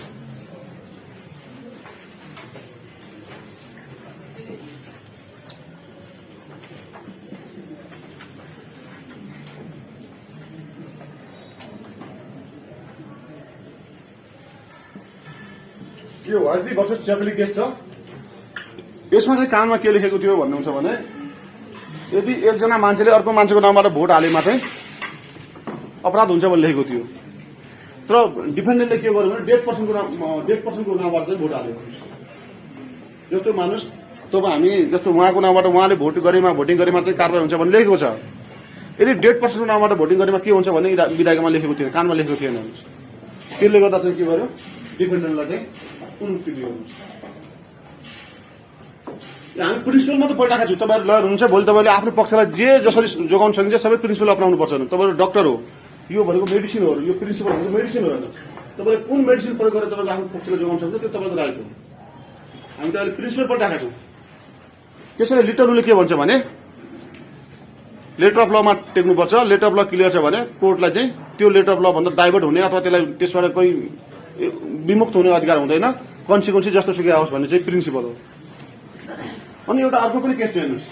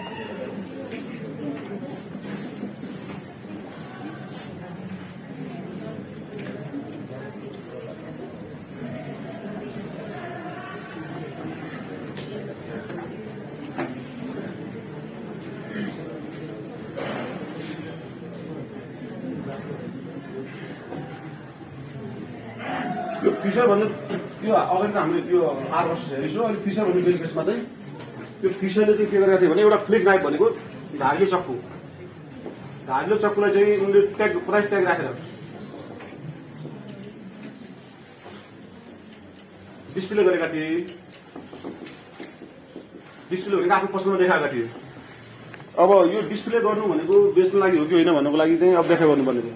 एनमा के लेखेको थियो भने कसैले कसैलाई अफर गरेमा चाहिँ त्यो बिक्री गर्न लागि हुन्छ भन्ने उल्लेख गरेको थियो। उनले डिस्प्ले मात्रै गरेका थियो। त्यसैले डिस्प्ले गर्नु आफैमा बेच्नको लागि राखेको हो भन्ने अनुमान लगाउन सकिँदैन भनेर यिनलाई चाहिँ उन्मुक्ति दिएको थियो। हेर्नुहोस् अब लिटलको बेनिफिट के हुनसक्छ। लिटल भनेको लेटर अफ ल भन्दा बाहिर जान पाउँदैन। यदि लेटर अफ ल क्लियर हुनुपर्छ, कन्सिक्वेन्स जस्तो सुकै होस् भन्ने हामीले प्रिन्सिपल पढ्यौँ। यसको लिटल रुलको चाहिँ लिटल रुलको बेनिफिट के हुनसक्छ। यसले लिटल रूलले के गर्न सक्छ तपाईँलाई। यसको बेनिफिट जस्तो तपाईँको लेटर अफ ल भन्दा बाहिर जान नपाएपछि जज चाहिँ बाइस हुन पाउँछ। यसको एडभान्टेज के हुन सक्छ। लेटर अफ लको एडभान्टेज के हुन सक्छ। जस्तो तपाईँको लेटर अफ लमा टेकेर जजले चाहिँ अब डिसिसन दिनु पर्दा जज चाहिँ बाइस हुन पाउँदैन। विधायिकाको इन्टेन्सन फाइन्ड आउट हुन्छ। अनि त्यो यसको डिसएडभान्टेज के हुन सक्छ। कहिलेकाहीँ के हुन सक्छ, भिक्टिमलाई जस्टिस नपर्न सक्छ। जस्तो यहाँ भिक्टिमलाई जस्टिस परेको छैन। हेर्नुहोस् नाकमा हेरिरहेको छ तर अपराध हुनको लागि चाहिँ अर्नै चाहिन्छ। जस्तो मान्नुहोस् अहिले तपाईँहरूलाई चाहिँ यो धतुरो भन्ने थाहा छ होइन, गाँजा पनि थाहा छ। तर धतुरो चाहिँ गाँजाभन्दा अलिकति बढी मलाई लाग्छ बढी हार्म जस्तो लाग्छ मलाई। धतुरो सेवन गर्दा तपाईँको गाँजाभन्दा बढी तपाईँलाई हार्म हुन्छ। तर धतुरोको बारेमा चाहिँ विधायिकामाले ड्रग्स भन्ने घोषणा गरेको छैन। हेर्नुहोस् ड्रग्स भन्ने घोषणा गरेको छैन। तसर्थ कहिलेकाहीँ के हुन्छ भने लेटर अफ लमा मात्रै टेकेर यदि व्याख्या गर्दाखेरि जस्टिस पढ्न नपर्न सक्छ। मान्छे भिक्टिम हुन सक्छन्। जस्टिसप्रतिको मान्छेको वित्तमा जाग्न सक्छ। यी विभिन्न किसिमका यसका डिसएडभान्टेज हुन्। एडभान्टेज भनेको जजलाई चाहिँ लेटर अफ लमा टेक्न सहयोग गरिन्छ। पार्लियामेन्टको सोभरेनिटी जोगाउन सकिन्छ। सेपरेसन अफ पावर जोगाउन सकिन्छ। जजलाई चाहिँ बाइसनेस हुन दिइँदैन। जजले चाहिँ आफ्नो स्वविवेक डिस्क्रिप्सन पावर प्रयोग गर्न पाउँदैन। जुडिसियल एक्टिभिजम प्रयोग हुँदैन भन्ने विभिन्न किसिमका यसका एडभान्टेज भए। डिसएडभान्टेजमा चाहिँ कहिलेकाहीँ रियल जस्टिस पर्न सक्दैन। जस्तो यी सबै केसमा रियल जस्टिस परेको छैन। त्यसले चाहिँ के हुन्छ, जस्तो अहिले हाम्रो समाजमा चाहिँ न्यायप्रति वितृष्णा छ। कहिले वितृष्णा ल्याउन सक्छ लेटर अफ यसका ऊ भयो। अब यसपछि हामी केमा जाउँ, मिश्रित रूलमा। त्यो लामो गइन है, यति संक्षिप्तमा जाउँ, लामो जाने समय छैन हेर्नुहोस्। एउटा लिटल रुलमा पुरै दिन लाग्छ, त्यसैले संक्षिप्तमा सबै सक्दैन।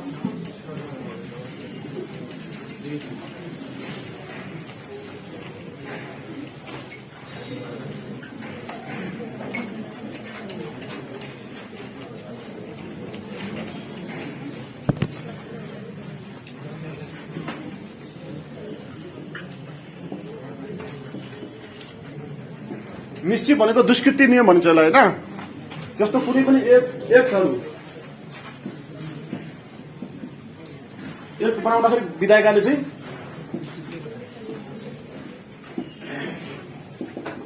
गुड फेथ भनेको राम्रो मनसायले बनाएको हुन्छ। कुनै पनि ऐनहरू विधायिकाले बनाउँदाखेरि राम्रो मनसायले बनाएको हुन्छ हेर्नुहोस्, राम्रो मनसायले बनाएको हुन्छ। र कहिलेकाहीँ त्यो ऐनमा चाहिँ सबै कुरो समेट्न नसकिन सक्छ। जस्तो ऐनमा धेरै मिस्चिफ हुनसक्छ, मिस्चिफ भनेको खराबी हुनसक्छ। मिस्चिफले के गर्छ भने त्यस्तो मिस्चिफलाई चाहिँ सप्रेस गर्छ, भनेको ऐनमा भएको खराबीलाई हटाउने र जस्टिस प्रोभाइड गर्ने काम चाहिँ मिस्चिफले गर्छ।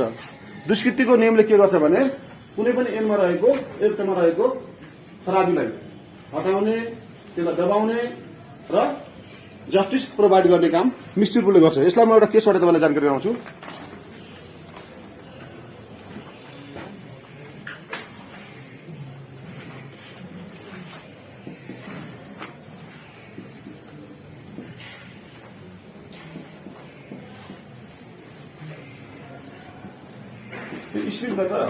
हक केस छ, यो चाहिँ तपाईँको बेलायतको केस हो। यसमा चाहिँ एक्टमा के लेखेको थियो भन्नुहुन्छ भने पब्लिक प्लेसमा भनेको सार्वजनिक ठाउँमा कसैले कसैलाई प्रोस्टिट्युसनका लागि अट्र्याक्सन गरेमा क्राइम हुन्छ भन्ने उल्लेख गरेको थियो। यो एक्टमा पब्लिक प्लेसमा कसैले कसैलाई वेश्यावृत्तिका लागि आकर्षण गरेमा चाहिँ अपराध हुन्छ भनिएको थियो ऐनमा। तर ती महिलाले के गरिनु भने आफ्नो घरको प्राइभेट प्रिमाइस भनेको आफ्नो घरको बारदलीबाट बाटोमा हिँड्ने मान्छेलाई चाहिँ अट्र्याक्सन गर्ने। अब त्यो क्राइम हुने कि नहुने, अब यसमा सल्फा नगरौँ म भन्छु, सल्फा नगर, किन तपाईँसँग समय नै छैन। यसमा के छ, मैले यहाँ तपाईँलाई के उल्लेख गरेको भने एक्टमा भएको मिस्चिफ तपाईँले ऐन बनाउनु भयो, ऐनमा थुप्रै मिस्चिफ हुनसक्छ, हेर्नुहोस् खराबी हुनसक्छ। त्यो खराबीलाई हटाएर जस्टिस दिने काम चाहिँ के हो, मिस्चिफ रुलको एम हो। मिस्चिफ रुलले चाहिँ ऐनमा भएको मिस्चिफ भनेको खराब दुष्कृति, त्यो मिस्चिफलाई चाहिँ हटाउने, सप्रेस गर्ने, दबाउने, त्यसलाई अभोइड गर्ने होइन, रेमेडी प्रोभाइड गर्ने काम चाहिँ मिस्चिफ रुलले गर्छ। यो चाहिँ स्पेसनले हेर्नुहोस् भनेको निकै चलेको केस हो। यसमा चाहिँ पब्लिक प्लेसमा कसैले कसैलाई प्रोस्टिट्युसनका लागि अट्र्याक्सन गरेमा क्राइम हुन्छ भन्ने उल्लेख गरेको थियो। तर डिफेन्डेन्टले चाहिँ के गरिन् भने आफ्नो घरको प्राइभेट प्रिमाइस बर्दलीबाट चाहिँ बाटोमा हिँड्ने मान्छेलाई अट्र्याक्सन गरे। अब चाहिँ के उल्लेख भयो त्यहाँ भन्नुहुन्छ भने अब यसरी गर्दा ऐनले चाहिँ पब्लिक प्लेसमा भनेको छ के गर्ने भन्दाखेरि कोर्टले के भन्यो भने ऐनको हामीले मकसद हेर्ने हो, अब्जेक्ट हेर्ने हो। के हो अब्जेक्ट? यसको अब्जेक्ट भनेको प्रोस्टिट्युसन कन्ट्रोल गर्ने, त्यसैले प्राइभेट होस् वा पब्लिक होस् त्यो क्राइम। यसैले ऐनमा के हुन्छ भने तपाईँले ऐन विधायिका पनि हामी जस्तै मान्छे हुन्छ, उनले सबै कुरा मैले तपाईँलाई सुरुमै भनिसकेँ। डाक्टरहरूले धेरै अब वैज्ञानिक धेरै औषधि पत्ता लगाए, जस्तो कोभिडको बारेमा त कल्पनै गरेको छैन। अहिले समाजमा नयाँ नयाँ कति किसिमको अपराध आएका छन्। तपाईँहरू प्रदेशमा जानुहोस्, यस्तो अपराध आएको छ कि जो हाम्रो विधायकले कल्पनै गर्न सकेको छैन। अब त्यसलाई कन्ट्रोल गर्नको लागि चाहिँ त्यो कानुनै आएको छैन। जस्तो बिचमा हाम्रो फुटबल खेलाडीहरू हुन्छ, सबैले पछि सफाइ पाए, फुटबल खेलाडीहरूले विदेशमा गएर प्लेयर फिक्सिङ गर्यो भन्ने हल्ला थियो। त्यस्तो पनि मान्छेले अहिले त कानुनै आइसक्यो होइन, कहाँ पहिला थिएन हेर्नुहोस्। जस्तो अहिले हनी ट्र्यापमा कति मान्छे बर्बाद भइरहेका छन्, साइबर क्राइममा कति मान्छे बर्बाद भइरहेका छन्, तपाईँको अहिले बिटकोइनमा कति मान्छे बर्बाद भइरहेको, धेरै अब यो नयाँ नयाँ किसिमको अपराध आइरहेका छन् हामी कहाँ हेर्नुहोस्। त्यसैले यस्तो अवस्थामा चाहिँ कोर्टले चाहिँ एक्टको एक भनेको कानुनको चाहिँ अब्जेक्टिभ हेर्छ। त्यो अब्जेक्टिभ हेरेर त्यसको मिस्चिफलाई सप्रेस गर्छ र जस्टिस प्रोभाइड गर्ने काम चाहिँ मिस्चिफ रुलमा गर्छ।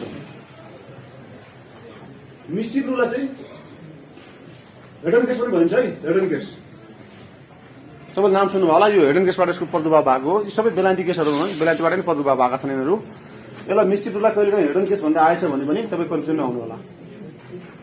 अब मिस्चिफ रुलको तपाईँको एडभान्टेज के हुनसक्छ, डिसएडभान्टेज के हुनसक्छ, म संक्षिप्तमा जाँदैछु, समय सकिसकेको छ है। यसको एडभान्टेज के भयो भने यसले चाहिँ क्लोज द लुप होल भनेको यदि कानमा लुप होल छ भने त्यसलाई के गर्यो, क्लोज गरेन, क्लोज भयो नि त। जस्तो मान्नु न यदि मिस्टेक रुल प्रयोग हुन्थेन भने, जस्तो मान्नु तपाईँको यहाँ लिटल प्रयोग गर्नुहोस्, लिटल प्रयोग गर्दा यहाँ जस्टिस आउन सक्छ। प्राइभेट प्रिभेन्सनबाट बोलाए पनि आफ्नो कन्स्टिट्युसन त भयो त। यदि लिटल रुल मान्यो भने त यसलाई सजाय गर्न मिल्दैन। हेर्नुहोस् मिस्टेकले के गर्यो, लमा भएका लुप होललाई चाहिँ क्लोज गर्यो, त्यो लुप होललाई बन्द गर्यो, अर्को जस्टिस प्रोभाइड गर्यो। यसको डिसएडभान्टेज के हुनसक्छ भने कहिलेकाहीँ जजलाई चाहिँ डिस्क्रेसनरी, जजले चाहिँ आफ्नो सुविधा प्रयोग गरेर नि त जान्छ। डिस्क्रेसनरी पावर भयो, जुडिसियल एक्टिभिजम भयो, यसका डिसएडभान्टेज हुनसक्छ। र अर्को चाहिँ तपाईँको गोल्डन रुलमा जाउँ। अब यो भन्दा लामो नजाउँ है, गोल्डनमा जाउँ। गोल्डन रुललाई चाहिँ के भन्छ भने extension form of the literal rule भनेको लिटरल रुलको विस्तार रूप मात्रै हो, केही होइन। गोल्डन रुल भनेको लिटरल रुलको विस्तारित फर्म हो। यसमा चाहिँ जजलाई आउट अफ द भन्दा तपाईँको बियोन्ड द लेटर अफ ल, लेटर अफ ल भन्दा बाहिर जाने अधिकार छ। लिटरल रुलमा चाहिँ बियोन्ड द लेटर अफ ल भन्दा बाहिर जान पाउँदैन। हेर्नुहोस् लेटर अफ लमै टेक्नुपर्छ, जस्तो सुकै कन्सिक्वेन्स हो। गोल्डन रुलमा चाहिँ जजलाई बियोन्ड लेटर अफ ल, लेटर अफ ल भन्दा बाहिर गएर उसले चाहिँ के गर्न सक्छ, आफ्नो डिस्क्रेसनरी पावर, आफ्नो जुडिसियल एक्टिभिजम प्रयोग गरेर जस्टिस दिन सक्छ। जस्तो यसमा म एउटा अर्को केस भन्नु तपाईँहरूलाई,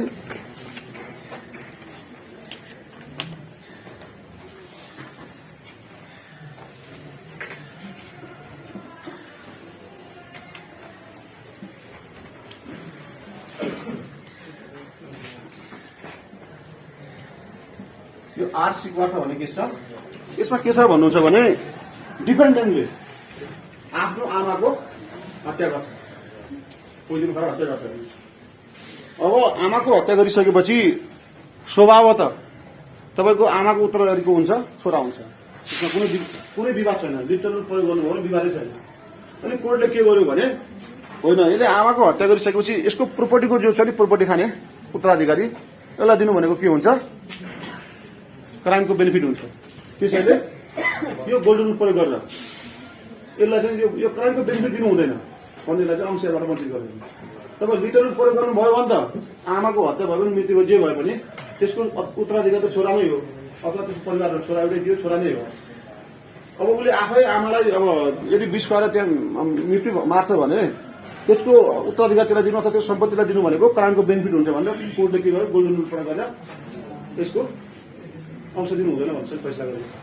तसर्थ यहाँनिर के हो भने गोल्डन रुल भनेको extension form of the literal rule हो, यो विस्तारित रूपमा मात्रै भयो, अरू केही होइन। यसमा चाहिँ जजलाई डिस्क्रिप्सनरी पावर प्रयोग गर्ने अधिकार हुन्छ। जज चाहिँ लेटर अफ ल भन्दा बाहिर गयो भने आफ्नो सुविधा प्रयोग गर्न सक्छ, त्यसरी जस्टिस दिन सक्छ होइन। अब गोल्डनमा अब चाहिँ तपाईँको गोल्डनको पनि बेनिफिट के हुन सक्ला, गोल्डनले पनि जस्टिस दिन सक्छ, क्लोजर लुप होल हुन्छ। अनि यसको बेनिफिट के हुन सक्ला भने जजलाई डिस्टेन्स पावर प्रयोग भयो।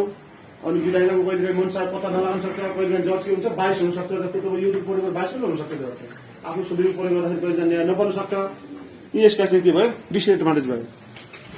अर्को चाहिँ बेनिफिसियल रुल। बेनिफिसियल भनेको हितकारी व्याख्याको नियम। यो हितकारी व्याख्याको नियम कहाँ प्रयोग हुन्छ भन्नुहुन्छ, आउँछ ए हितकारी व्याख्याको नियम कहाँ प्रयोग हुन्छ भन्नुहुन्छ भने यो चाहिँ लेबर श्रमिकहरू मजदुरहरूका वर्गमा आउँछ। जस्तो यसमा यसलाई चाहिँ तपाईँको मेक्सवेलले के भन्छन् भने it is not rule, it is just only 10DC भन्छ। 10DC भनेको प्रवृत्ति मात्र, यो रुल होइन। यसको मकसद भनेको बेनिफिट हुने गरी व्याख्या गर्नुपर्छ भन्ने मात्रै हो, हित हुने गरी व्याख्या गर्नुपर्छ। जस्तो बालबालिकालाई हित हुने गरी व्याख्या गर्नुपर्छ, श्रमिकहरूको हित हुने गरी व्याख्या गर्नुपर्छ। जस्तो तपाईँ चिया बगानको मजदुर र यदि मालिकको त्यहाँनिर छलफल भयो भने त्यो मजदुरको हित कसरी हुन्छ, कोर्टले त्यसरी इन्टरप्रेट गर्छ। कोर्टले मजदुर वर्गको पक्षमा रहेर इन्टरप्रेट गर्छ। त्यसैले यो हित हुने गरी अथवा यो चाहिँ सामाजिक, यसलाई सामाजिक रुल पनि हो, सामाजिक जस्टिस पनि प्रोभाइड गर्छ। यसले यो व्याख्याको हितकारी नियमले चाहिँ सामाजिक जस्टिस प्रोभाइड गर्छ। सामाजिक जस्टिस प्रोभाइड गर्ने भएको हुँदा यो एक किसिमको रुल होइन, यो खालि तपाईँको 10DC प्रवृत्ति मात्रै हो भन्ने गरिन्छ। हेर्नुहोस् जस्तो तपाईँ लिटल रुलमा के लेखेको छ, लेटर ल भन्दा बाहिर जान पाउँदैन, निश्चितमा चाहिँ अब्जेक्टिभ पनि हेर्नुपर्छ, गोल्डनमा चाहिँ बाहिर जान पाउँछ भने त्यहाँ अलिकति प्रिन्सिपल छ हेर्नु। यो हितकारीमा त्यस्तो केही प्रिन्सिपल छैन। यसमा के छ भने कसरी हुन्छ हित, यो श्रमिक वर्गहरूमा, लेबरहरूमा, इन्डस्ट्रीहरूमा, बालबच्चाहरूमा प्रयोग हुने रुल हो। यसको हित हुने गरी व्याख्या गर्नुपर्छ भन्ने यसको सिद्धान्त भएको हुँदा जसरी व्याख्या गर्दा हित हुन्छ त्यसरी व्याख्या गर्नुपर्छ भन्ने यसले सिद्धान्त देखाउँछ हेर्नुहोस्। अब यसको लागि चिया बगानका केसहरू एक दुईवटा अरू पनि केसहरू चाहिँ हाम्रो अब जस्तो मैले त्यो लिएर नेपाली केसहरू पनि थुप्रै छन् यसमा। जस्तो चिया बगानमा काम गर्ने मजदुरको बारेमा अदालतले गरेको फैसलाहरू, जस्तो उत्पीडन वर्गका बारेमा गरेको फैसलाहरू, यी सबै यसका इक्जाम्पलहरू हुन्। अनि त्यसपछि तपाईँहरूको अब हितकारी पनि सक्यो है। अनि अर्को छ 4 नम्बरमा छ construction of rest magic valid काम परेड भनेको एउटा एन बन्नको लागि चाहिँ विधायकले लाखौं रुपियाँ खर्च गरेको हुन्छ हेर्नुहोस्। जस्तो बिचमा हामी जहाँ के थियो सामाजिक सुधार ऐन थियो, त्यो ऐन के थियो लागू हुँदैन थियो। त्यसैले कोर्टले कुनै पनि ऐनको व्याख्या गर्दाखेरि त्यसलाई मार्ने गरी होइन जीवित रहने गरी व्याख्या गर्नुपर्छ भन्ने प्रिन्सिपल हो। अफ रेस्ट म्याजिक भ्यालिड कम पर्ने भनेको कुनैलाई पनि मार्ने होइन, त्यसलाई एक्टिभ गर्ने गरी, त्यसलाई पेसिभ गर्ने गरी होइन एक्टिभ गर्ने गरी त्यसको इन्टरप्रिटेसन गर्नुपर्छ भन्ने प्रिन्सिपल हो। जस्तो विधायकले लाखौं रुपियाँ खर्च गरेर ऐन बनाउँछ, ती ऐन बनाएका ऐन सबै लागू हुन्छन् भन्ने छैन। जस्तो सामाजिक सुधार ऐनमा विवाह जाँदाखेरि 15 जना लैजानुपर्छ, यताउता गर्नुपर्छ भन्ने कुरो उल्लेख गरेको थियो। हामी कहाँ धेरै मान्छे लगेर जान्थे होइन। पछि चाहिँ बिचमा लोकमान सिंह कार्कीले कहिले कहिले त्यसलाई फलो पनि गर्नुभयो होइन। त्यसैले कुनै पनि ऐनहरूको व्याख्या गर्दाखेरि जीवित रहने गरी, त्यसलाई बाँड्ने गरी होइन, त्यसलाई पेसिभ रहने गरी होइन एक्टिभ रहने गरी इन्टरप्रिटेसन गर्नुपर्छ भन्ने प्रिन्सिपल चाहिँ of rest magic valid com parade है।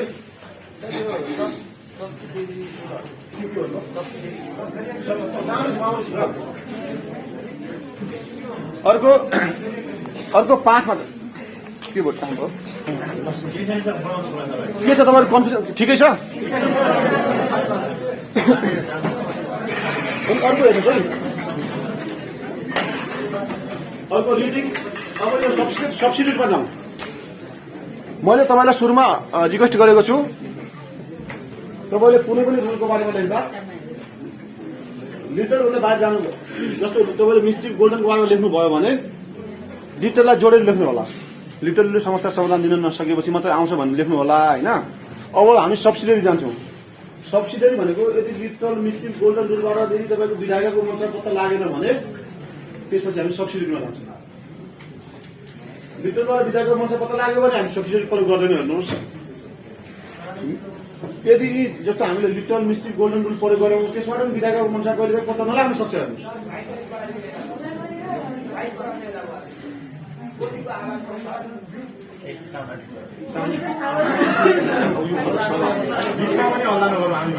यो भन्दा बढी आउँदैन मतलब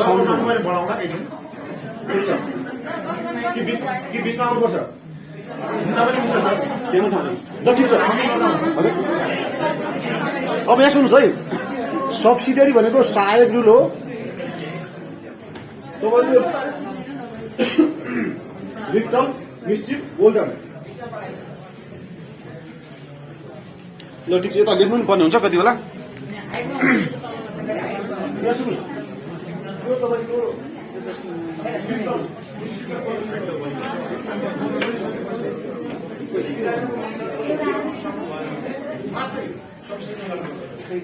प्राइमेरीको रूपमा जोड्ने पनि लिटरल प्रयोग गर्नुपर्छ। लिटरबाट बाहिर आउने हुँदैन। लिटरबाट तपाईँको कहिले जस्टिस नहुन सक्छ, जस्टिस आउन सक्छ। त्यसपछि तपाईँले गोल्डनमा आउनुपर्छ, मिस्ट्रीमा आउनुपर्छ। यदि त्यसबाट तपाईँको समस्याको समाधान भएन त्यसपछि हामी केमा जान्छौँ सब्सिडियरी रुलमा। सब्सिडियरी रुलमा चाहिँ हाम्रो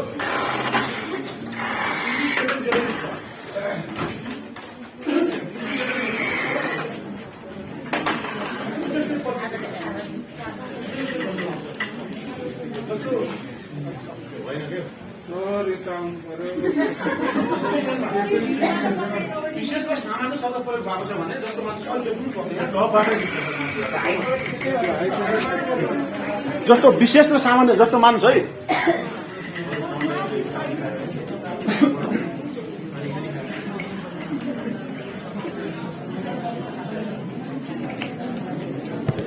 इजी सेडम भनेको ल्याटिन टर्म हो, त्यसको अर्थ सेम काइन्ड भनेको उस्तै भन्ने जनाउँछ हामी। जस्तो तपाईँको यो एउटा दफा छ मान्नुहोस् है, यहाँ विशेष शब्द प्रयोग भएको छ भने, यहाँ सामान्य शब्द प्रयोग भएको छ भने यो सामान्य शब्दले पनि विशेष शब्दकै अर्थ आउने गरी कारणको व्याख्या गर्नुपर्छ। यो सामान्य शब्दले पनि विशेष शब्दलाई समेट्ने गरी कारणको व्याख्या गर्नुपर्छ भन्ने इजिसेडन जेनरल स्कुलको मान्यता हो। यो ल्याटिन टर्म हो, त्यसले चाहिँ उस्तै किसिमका शब्दहरूले चाहिँ उस्तै किसिमको अर्थ दिनुपर्छ भन्ने मान्यता राखिन्छ। इजिसेडन भनेको यदि अगाडि विशेष शब्द प्रयोग भएको छ, विशेष शब्द प्रयोग भएको छ भने, पछाडि सामान्य शब्द प्रयोग छ भने सामान्य शब्दले पनि विशेष शब्दलाई चाहिँ समेट्ने गरी कारणको व्याख्या गर्नुपर्छ भन्ने मान्यता राख्दछ। अर्को चाहिँ नसिटर र ससियो भनेको, नसिटर भनेको साथी हो, ससियो भनेको संगठन हो। जस्तो तपाईँको म तपाईँलाई एउटा इक्जाम्पल दिउँ है।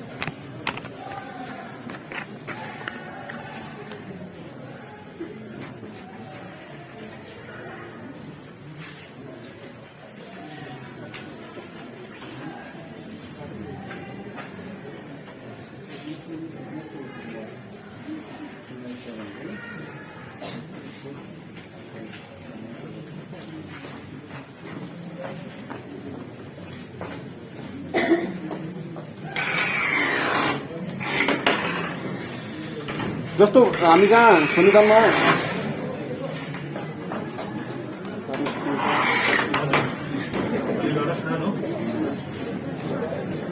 यो धारा 39मा चाहिँ बाल बालिका सम्बन्धी अधिकार छ है। यसमा यसो हेर्नुहोस् है पटक, यसमा धारा 39को 4मा यसमा के लेखेको छ भन्नुहुन्छ भने, जस्तो प्रत्येक बाल बालिका कुनै पनि बाल बालिकालाई कल कारखाना, खानी वा यस्तै अन्य जोखिमपूर्ण काममा लगाउन पाएको छैन भन्ने लेखेको छ। हेर्नुहोस्, यो एजुसेडम जेनरस कहाँ लागू हुन्छ भन्ने कुरो म तपाईँलाई जानकारी गराएँ।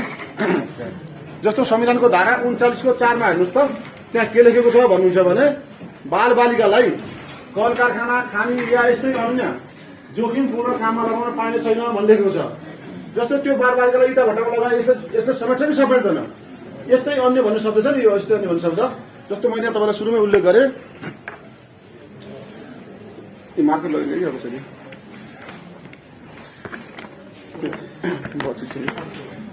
यहाँ सुन्नुहोस्, यसले चाहिँ अदर भन्ने यहाँ लगाउँछ होइन।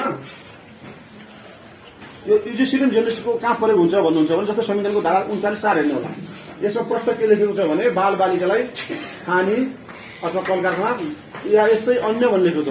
यस्तै अन्य भन्ने शब्दले चाहिँ यदि तपाईँले त्यो बाल बालिकालाई इटा भट्टामा लगाउनु भयो भने त्यो जनाउँछ कि जनाउँदैन भन्ने अर्थ लगाउनु पर्यो त्यहाँ। हो, यस्तो शब्द आउँछन्। यस्तो शब्द प्रयोग हुँदाखेरि चाहिँ तपाईँले यो शब्दको प्रयोग गर्दाखेरि चाहिँ पछाडिको शब्दलाई पनि हेरेर व्याख्या गर्नुपर्छ, अथवा यस्तो शब्दलाई हेरेर व्याख्या गर्नुपर्छ भन्ने अर्थ लाग्दछ। हेर्नुहोस्, अर्को नसिटर र ससी। नसिटर र ससी भनेको त्यो साथी शब्दहरूको, जस्तो तपाईँ यो शब्दको व्याख्या गर्दै हुन्छ, अघिल्लो शब्दको व्याख्या गर्दै हुन्छ भने पछाडिको साथी शब्द पनि हेर्नुपर्छ, संगठन शब्द पनि हेर्नुपर्छ, त्यो शब्दहरू चाहिँ व्याख्या गर्नुपर्छ भन्ने अर्थ राख्दछ। अब यो तपाईँहरूलाई इक्जाम्पल नदिकन नहोला होइन, इक्जाम्पल दिने समय पनि सकियो जस्तो देखिन्छ। अर्को चाहिँ अब रिडिन्डो सिङ्गुला सिङ्गुली छ। हेर्नुहोस्, रिडिन्डो सिङ्गुला सिङ्गुलले के भन्छ भने, प्रत्येक शब्दसँग निर्देशित हुने गरी, जस्तो मान्छ है, तपाईँले के भन्नुभयो, बियर र मासु खाउँला पिउँला भन्नु, शब्द मान्छ है, बियर र मासु खाउँला पिउँला भन्नुभयो। बियर भनेको पिउने भयो, मासु भनेको के हो, खाने भयो। मैले भन्नु खोजेको तपाईँ यस्तो शब्द आउँछ। हेर्नुहोस्, यो हामी कहाँ अहिले इक्जाम्पल मैले एकुरेट अब ल्याउनु अहिले विभिन्न कारणले ल्याइन। हेर्नुहोस् होइन, यो तपाईँहरूको इन्टरप्रिटेसन भनेको लामो छ, यो सजिलोसँग बुझिने विषय छैन।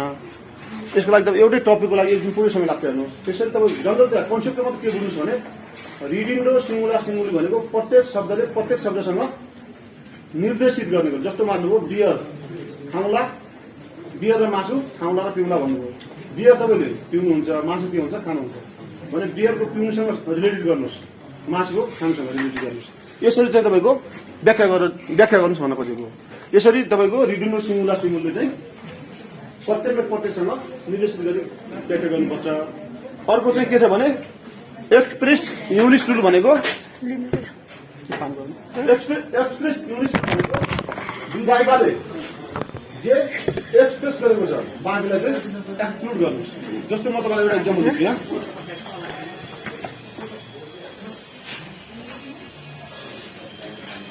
एक्सप्रेस युनिट भनेको यो आफैबाट बुझिन्छ। एक्सप्रेस भनेको एक्सप्रेस गरेको चाहिँ आफ्नो बाँकी एक्सक्लुड गर्नुहोस्, हटाइदिनुहोस्। जस्तो म यहाँ इक्जाम्पल दिएँ है, यो तपाईँको हाम्रो संविधानको धारा 40को 5 छ। के लेखेको छ भन्नुहुन्छ भने राज्यले भूमिहीन दलितलाई कानून बमोजिम एकपटक जमिन उपलब्ध गराउने छ भन्ने लेखेको छ। राज्यले चाहिँ भूमिहीनलाई भनेको छ।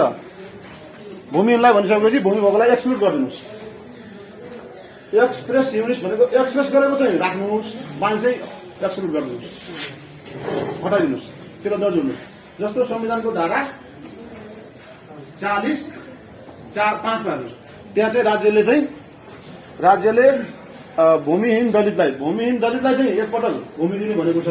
भूमिहीनलाई चाहिँ राख्नुहोस्, भूमि भएकोलाई चाहिँ एक्सक्लुड गर्नुहोस्, व्याख्या गर्दा यसरी गर्नुपर्छ भन्ने बुझ्नुभयो होइन। त्यसपछि अर्को चाहिँ कन्टेम्पोरेनियस एक्सपोजिसियो भनेको कुनै पनि कामको व्याख्या गर्दाखेरि कन्टेम्पोरेनियस सिचुएसन। कन्टेम्पोरेरी भनेको जस्तो यो संविधान तपाईँले बनाउँदाखेरि कस्तो सिचुएसन त्यो कन्टेम्पोरेरी त्यति बेला कन्टेम्पोरेरी हेर्नुपर्छ। जस्तो अस्ति 76(5) को जो व्याख्या भयो हाम्रो अहिले अदालत व्याख्या गर्दाखेरि चाहिँ अहिले चाहिँ अब के भन्न थाल्यो भने हुइप लगाउन पाइन्छ पाइँदैन विभिन्न किसिमको व्याख्या भयो। त्यति बेला चाहिँ प्रश्न के लेखाएको थियो, जोसुकै मान्छे पनि यदि जुनसुकै मान्छेले पनि बहुमत ल्याउन सक्यो भने पार्टी हुइप लाग्दैन, जुनसुकै मान्छेले बहुमत ल्याउँछ त्यही प्रधानमन्त्री हुन्छ भने त्यसलाई बोलेको थियो। त्यो कन्टेम्पोरेरी सिचुएसन कुनै लको व्याख्या गर्दाखेरि चाहिँ कन्टेम्पोरेरी सिचुएसन हेरेर चाहिँ व्याख्या गर्नुपर्छ भन्ने कन्टेम्पोरेनियस एक्सपोजिसियो। कन्टेम्पोरेनियस एक्सपोजिसियोले कन्टेम्पोरेरी सिचुएसन त्यति बेला कन्टेम्पोरेरी के थियो त्यसलाई हेर्नुपर्छ भन्ने। अनि अर्को चाहिँ कन्स्ट्रक्सन अफ अर्डर बनाउने प्याटर्न भनेको कुनै पनि कुराको तपाईँको व्याख्या गर्दाखेरि राइटफुल र लफुल, त्यो चाहिँ राइट पनि हुनु पर्यो, लफुल पनि हुनु पर्यो। त्यसरी चाहिँ कुनै पनि शब्दको व्याख्या गर्नुहोस् भनेर यसले अर्थ दिन्छ। हो योभन्दा बढी यसमा अहिले तपाईँसँग समय छैन, हेर्नुहोस् है। ल बाँकी तल जाउँ होइन अझै।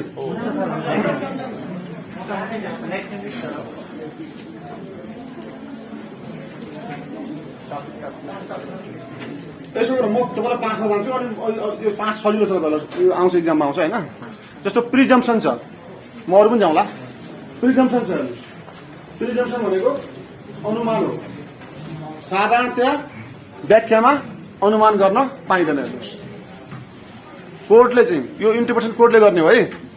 कोर्टले कुनै पनि लमा चाहिँ प्रिजम्पसन गर्न पाउँदैन। हेर्नुहोस् कोर्टले जे विधायिका लेखेको छ त्यसैको व्याख्या गर्ने हो, त्यसैको अर्थ क्लियर गर्ने हो। कोर्टले प्रिजम्पसन गर्न पाउँदैन। र कहिलेकाहीँ कस्तो हुन्छ भन्नुहुन्छ भने त्यो प्रिजम्पसन गर्नुपर्छ। जस्तो 1 मा लेखेको छ प्रिजम्पसन अगेन्स्ट द कमन ल भन्ने लेखेको छ होइन। यो बेलायतमा के छ भन्नुहुन्छ भने कमन ल भनेको म्याक्सिमम कमन ल भनेको अनरिटन छ, लामो समयदेखि चलिआएको छ। यदि त्यो कमन ललाई रिपिल एक्सप्रेस रिपिल गरेको रहेछ भने व्यक्त रूपमा खारिज गरेको रहेछ भने त्यो समस्या भएन होइन। जब त्यो व्यक्त रूपमा खारिज गरेको छैन तबसम्म त्यसलाई चाहिँ त्यो एक्जिस्टेन्स छ, त्यो चाहिँ अहिले पनि जोडिएको छ भन्ने कारणले चाहिँ व्याख्या गर्नुपर्छ। यदि कसैले खारिज गरेको छ भने खारिज गरी व्याख्या गर्नु हुँदैन। त्यो कोर्टले के अनुमान लगाउँछ भने यदि त्यो कमन ललाई चाहिँ रिपिल गर्ने दिएको रहेछ भने ठिक छ, रिपिल गर्ने 200% भयो भने त्यो अहिले ठिक छ भन्ने अनुमान लगाउँछ। अनि अर्को प्रिजम्पसन अफ कन्स्टिट्युसनल स्ट्याच्यु भन्छ। संविधान सम्मत कुनै पनि कानुन छ भने मान्यता राखिन्छ। जस्तो मान्नुहोस् है यो एक्ट छ विधायिकाले बनाएको, हाम्रो संविधानमा के लेखेको छ संविधानसँग अगस्त हुने कुनै पनि कानुन भय हुनेछ भनिरहेको छ। मानिस यो कानुन संविधानको अगस्तमा बनेको रहेछ। जबसम्म तपाईँ कोर्टमा नाम भएको छैन, जबसम्म विधायिकाले भएको त्यसैले कोर्टले कुनै पनि कामको यदि इम्प्लिमेन्ट गर्नु पर्यो भने के अनुमान गर्छ भने यो चाहिँ विधायिकाले कन्स्टिट्युसनको अगस्तमा बनाएको होइन होला। पाउँदैन कुनै काम संस्कृत अवस्थामा हुँदैन संस्कृतसँग गरेको हुन्छ कहिले काहीँ विधायक पनि हामी जस्तै त हो अब शब्दहरू त्यस्तो फुटफुट हुन्छ कहिलेकाहीँ अब थाहा हुँदैन कोही त्यस्तो शब्द प्रयोग हुनसक्छ यदि त्यस्तो रहेछ भने कोर्टले के प्रिजम्सन गर्न अनुमान गर्छ भने यो कानुन चाहिँ कन्स्टिट्युसनको अवहेलना हुने गरी बनेको होइन होला त्यसपछि अर्को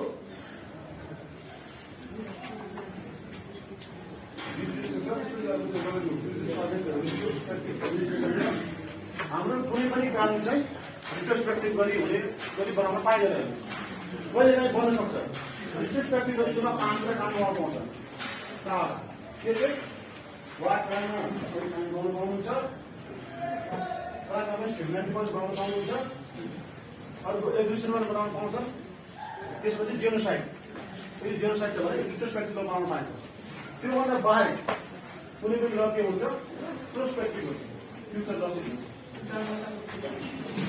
जेनोसाइड वार क्राइम क्राइम अगेन्स्ट ह्युम्यानिटी र एग्रिसन यो अनएक्टेड क्राइम हो युनिभर्सल क्राइम हो युनिभर्सल क्राइम चाहिँ बनाउँछ होइन योभन्दा बाहेक कुनै ल चाहिँ के हुन्छ प्रोस्पेक्टिभ हुन्छ यदि कहिलेकाहीँ विधायकले रिट्रोस्पेक्टिभ ल बनाएको रहेछ भने पनि कोर्टले के प्रिजम्सन गर्छ भने के अनुमान गर्छ भने यो चाहिँ कन्स्टिट्युसनमा आउने गरी बनाएको होइन होला भनेर है त्यसै गरी अर्को चाहिँ प्रिजम्सन अगेन्स्ट भायोलेसन अफ इन्ट्रेस्ट ल भनेको हामीले कुनै पनि ल जस्तो अन्तर्राष्ट्रिय सन्धि सम्झौताहरू छ जस्तो हाम्रो सेडो छ अनि युएसआर छ आइसिसिपिआर छ थुप्रैहरू छन् कन्भेन्सनहरू छन् त्यो कन्भेन्सनको अगेन्स्टमा यदि नेपालमा कुनै एक्ट भएको रहेछ भने खारिज चाहिँ हुन्छ त्यसमा समस्या छ र कोर्टले के प्रिजम्सन गर्छ भने त्यसको अगेन्स्टमा मैले बनाएको होइन होला भनेर प्रिजम्सन गर्छ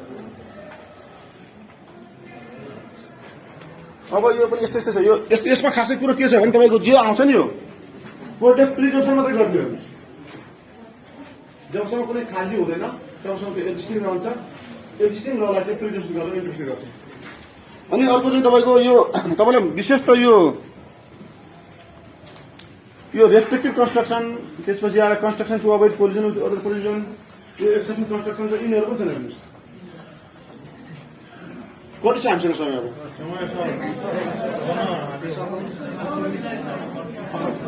छ होइन यसलाई त्यो पनि हेरौँला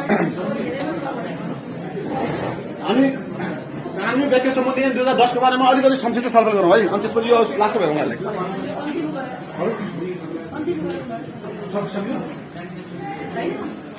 त्यसो भए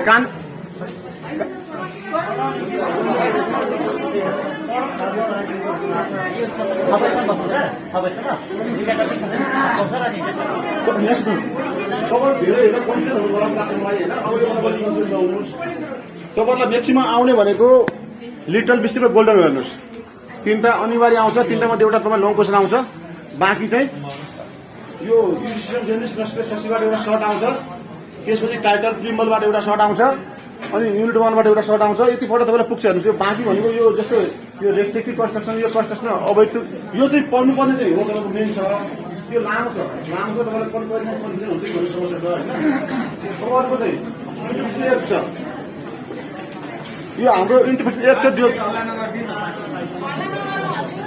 यो 2010 छ नि यो हाम्रो ओरिजिनल होइन है यो हाम्रो ओरिजिनल एक्ट होइन यो चाहिँ सुरुमा इन्डियामा इन्डियन भाषा भन्नाले अङ्ग्रेजी भाषामा लेखिएको थियो यो चाहिँ अङ्ग्रेजी विद्वानहरू भन्नाले इन्डियन विद्वानहरू लगायत के मान्छेहरू बनाइएको थियो यो चाहिँ पछि चाहिँ हामीले नेपालीमा ट्रान्सलेट गरेका हौँ यसको महत्त्व के छ भन्नुहुन्छ भने यसले चाहिँ धेरै कुराको इन्फर्मेसन गरेको छ जस्तो हाम्रो आर्थिक वर्ष कहिलेदेखि लागू हुन्छ सन भनेको के हो डकुमेन्ट्स भनेको के हो ल्याप्चा भनेको के हो यी सबै कुराको बारेमा के गरेको छ यसले डिफाइन गरेको छ यदि त्यस्ता शब्दहरूमा कहीँ कन्ट्रोभर्सियल भयो कहीँ कन्ट्राडिक्सन भयो भने तपाईँहरूले यो एक्ट हेरेर विधायिकाको इन्टेन्सन फाइन्ड आउट गर्न सकिन्छ हामी क्लियरिटी हुन सक्छौँ त्यसले गर्दा यो इन्टरप्रिटेसन एक्ट 2010 किन महत्त्वपूर्ण छ भन्नुहुन्छ भने कानुनी व्याख्याको सन्दर्भमा अदालतले जहिले पनि यो कानुनी व्याख्या सम्बन्धी 2010 मा धेरै कुराहरू जस्तो हाम्रो नयाँ वर्ष वैशाखदेखि भयो भने आर्थिक वर्ष कहिलेदेखि हुन्छ साउनदेखि हुन्छ त्यसले गर्दा अब यदि आर्थिक वर्षमा विवाद आयो अथवा अब जस्तो सनको बारेमा विवाद आयो हामीले के भन्छ भने 2 वर्ष भएको 272 दिनपछि पनि जन्मेको बच्चा त्यही पुरानो मान्छेको हुन्छ भनेको लागेको छ कहिले त्यस्तो विवाद आउन सक्छ होइन जस्तो डकुमेन्ट्स भनेको लेखेको मात्र हो कि छाप पनि हो कि के हो भन्ने परिभाषा गरेको छ यी विभिन्न कारणले गर्दा कानून व्याख्या सम्बन्धी नियम 2010 महत्त्वपूर्ण छ। तर त्यति हुँदै गर्दा पनि यो हामीले भन्दा पनि हाम्रो मौलिकतामा आएको होइन, यो अङ्ग्रेजी भाषामा आएको पहिलो नेपाली एक्ट हो। त्यसपछि यसलाई नेपालीमा ट्रान्सलेट गरेको थियो। यो चाहिँ इन्डियनहरूले अथवा ब्रिटिसहरूले कपी गरेको हो भनेर बताउँछ। ल अब चाहिँ के गर्ने?